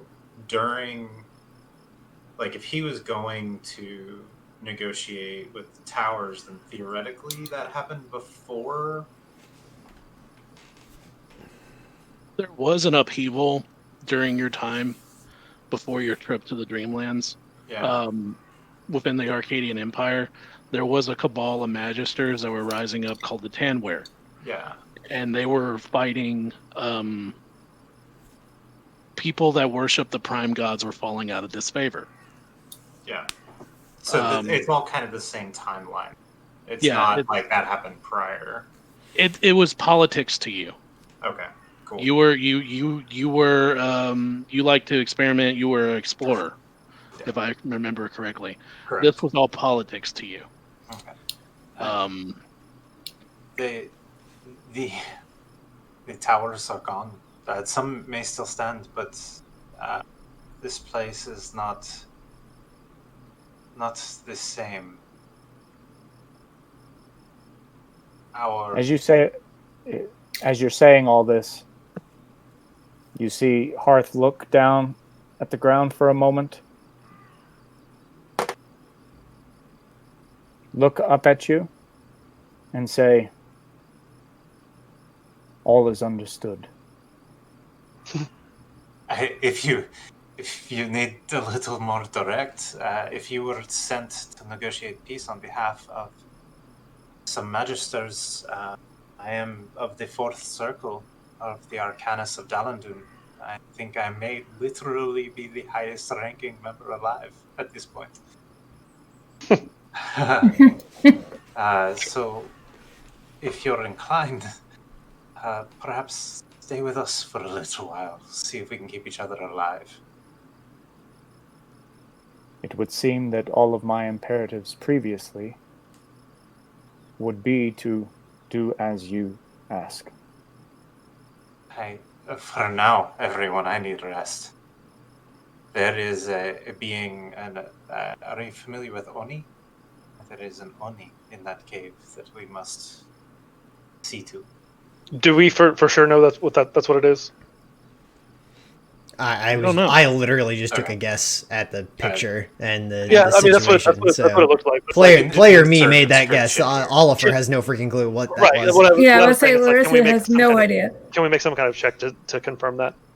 I mean, is it something like I saw in the Dreamlands, like where Ben would have like told me what it was, or something I've experienced in my like diggings or in reading? If someone wants to make a arcane knowledge check, they are more than welcome to. If someone wants to help them, I mean, I would also like to. As this is kind of being discussed, Oliver not wanting to make a roll, but just the totem that Hearth here was a piece of, for all intents and purposes. I believe perhaps this creature, whatever it is in some way maybe tied to what we saw in the well, Killian, the vision. He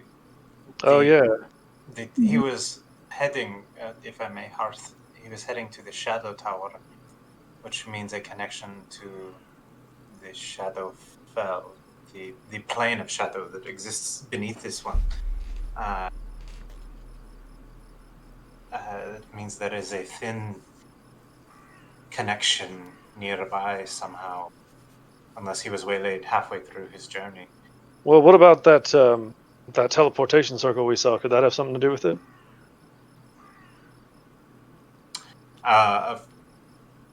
Zip open my dimensional pocket, reach in and grab just a notebook rather, and flip open, and I'll show you, Brandon. There's a scroll of this teleportation circle, but it's extremely complex and all sorts of little runes around it. Does this look at all familiar?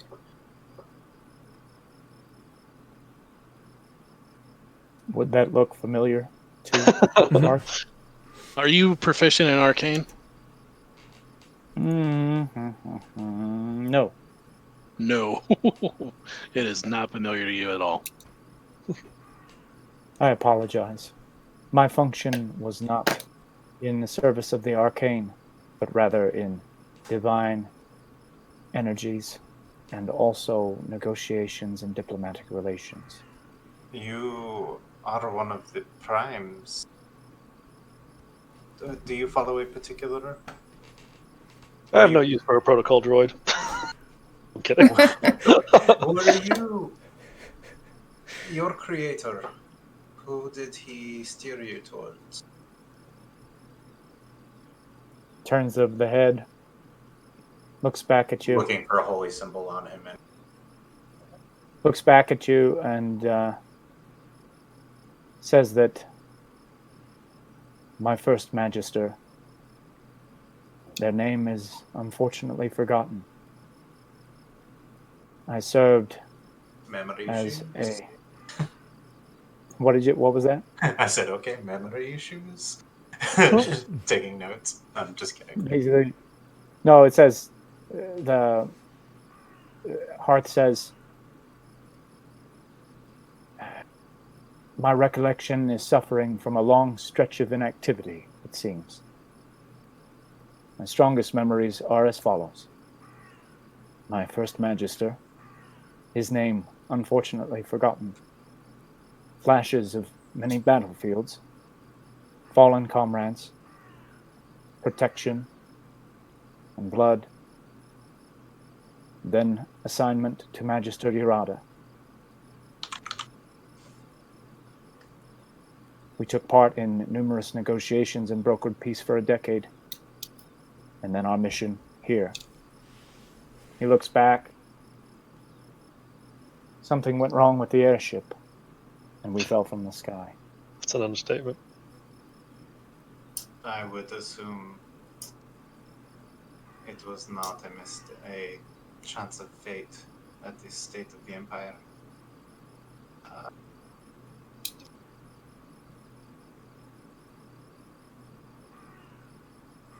The towers were constructed on thin veils between the planes.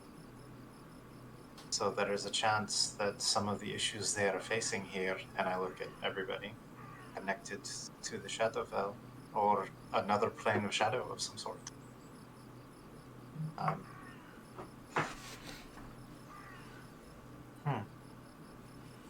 What did you say your Magister's name was again? The one of which I remember was named Urada. Do I know that name? I would say no. Okay, so it was not one of the five heads. No, it would. Nobody whose picture would be up in school, basically. No, okay. You basically you said it yourself that he was strictly an academic. Ben was. Correct. He wasn't a politician. This name escapes you.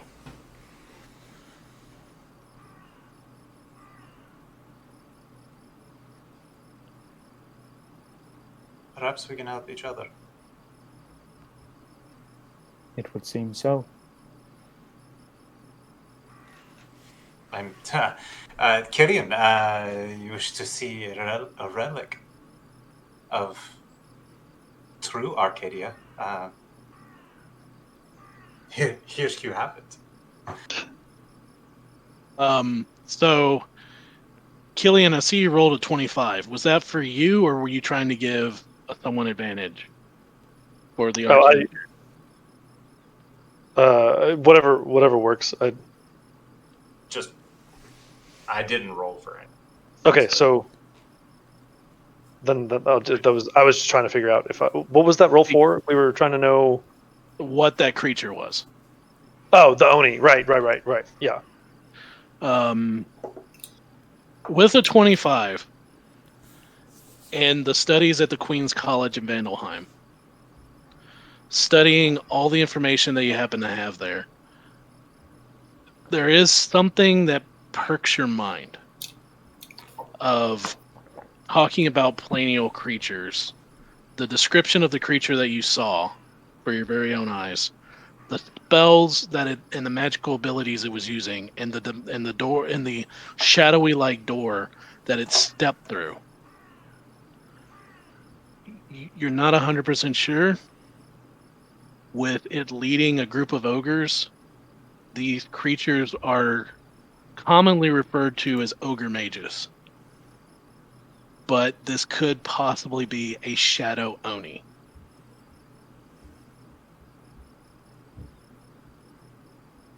Okay. I'll relate that information just from what I've studied and things I've looked into in the past. Interesting.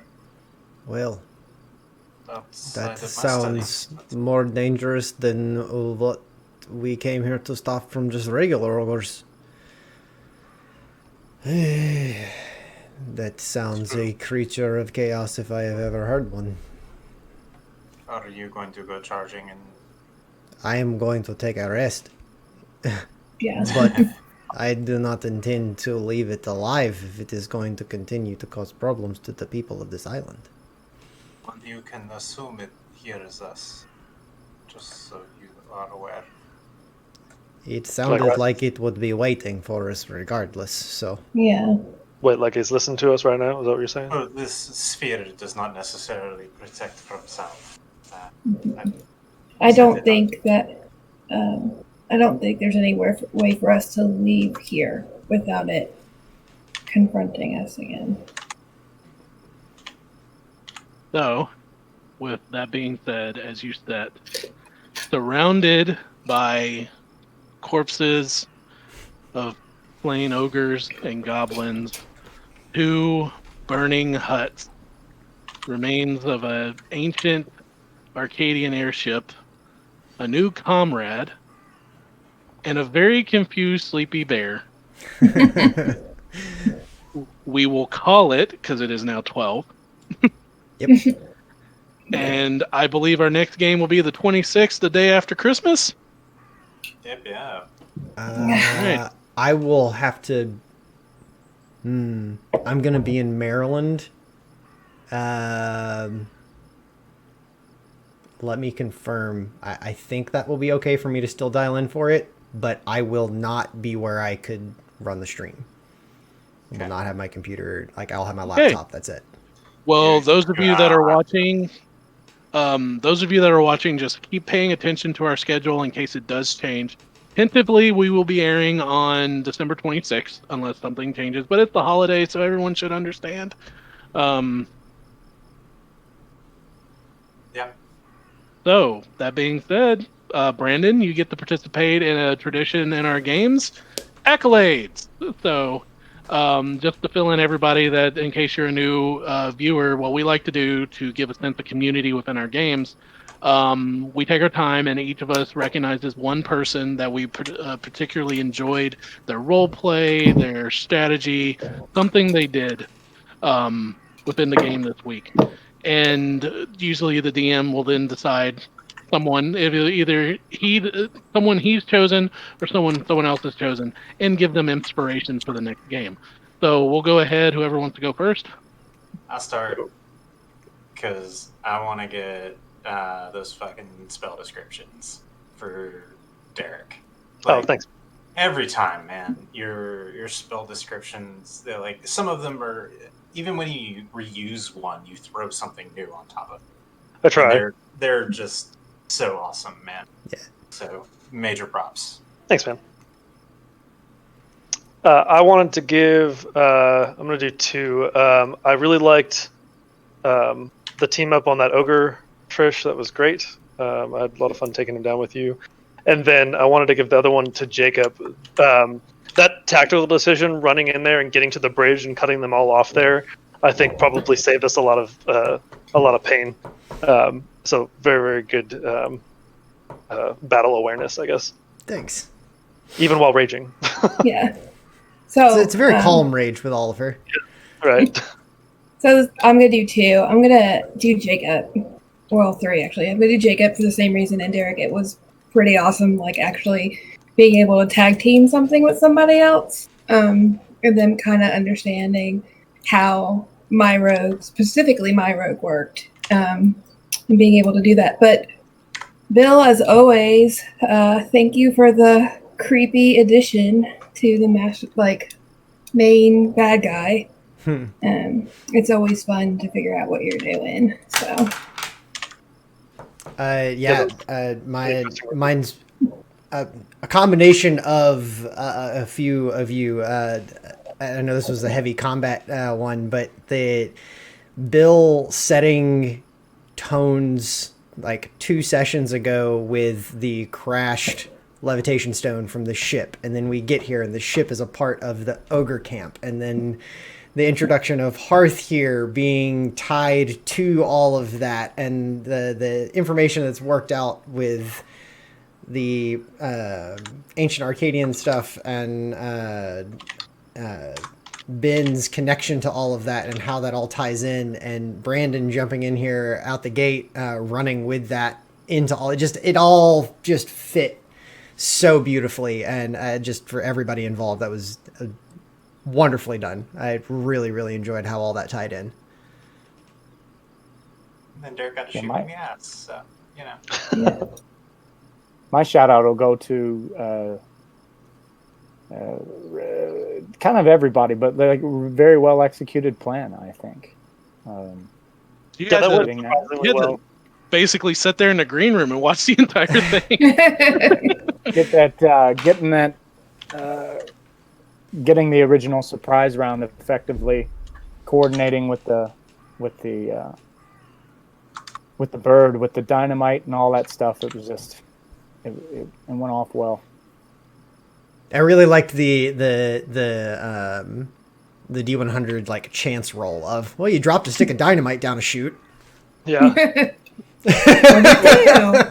One was really high, and I was gonna have them go off. It was just gonna be Didn't matter when they how were long. off. Yeah. I liked it. It was a nice touch. Like, waiting, we're rolling, like sitting and wait, and I roll a 1 on the percentile. We're all just like. We get in, and then it blows up. We get into our short rest here in the dome, and the thing explodes in the tent next to us. So I've said this before, but that was a long combat session, but it didn't feel like it took forever. That like the combat was properly cinematic, and it didn't drag like some combats do in D&D. So yeah, that was great.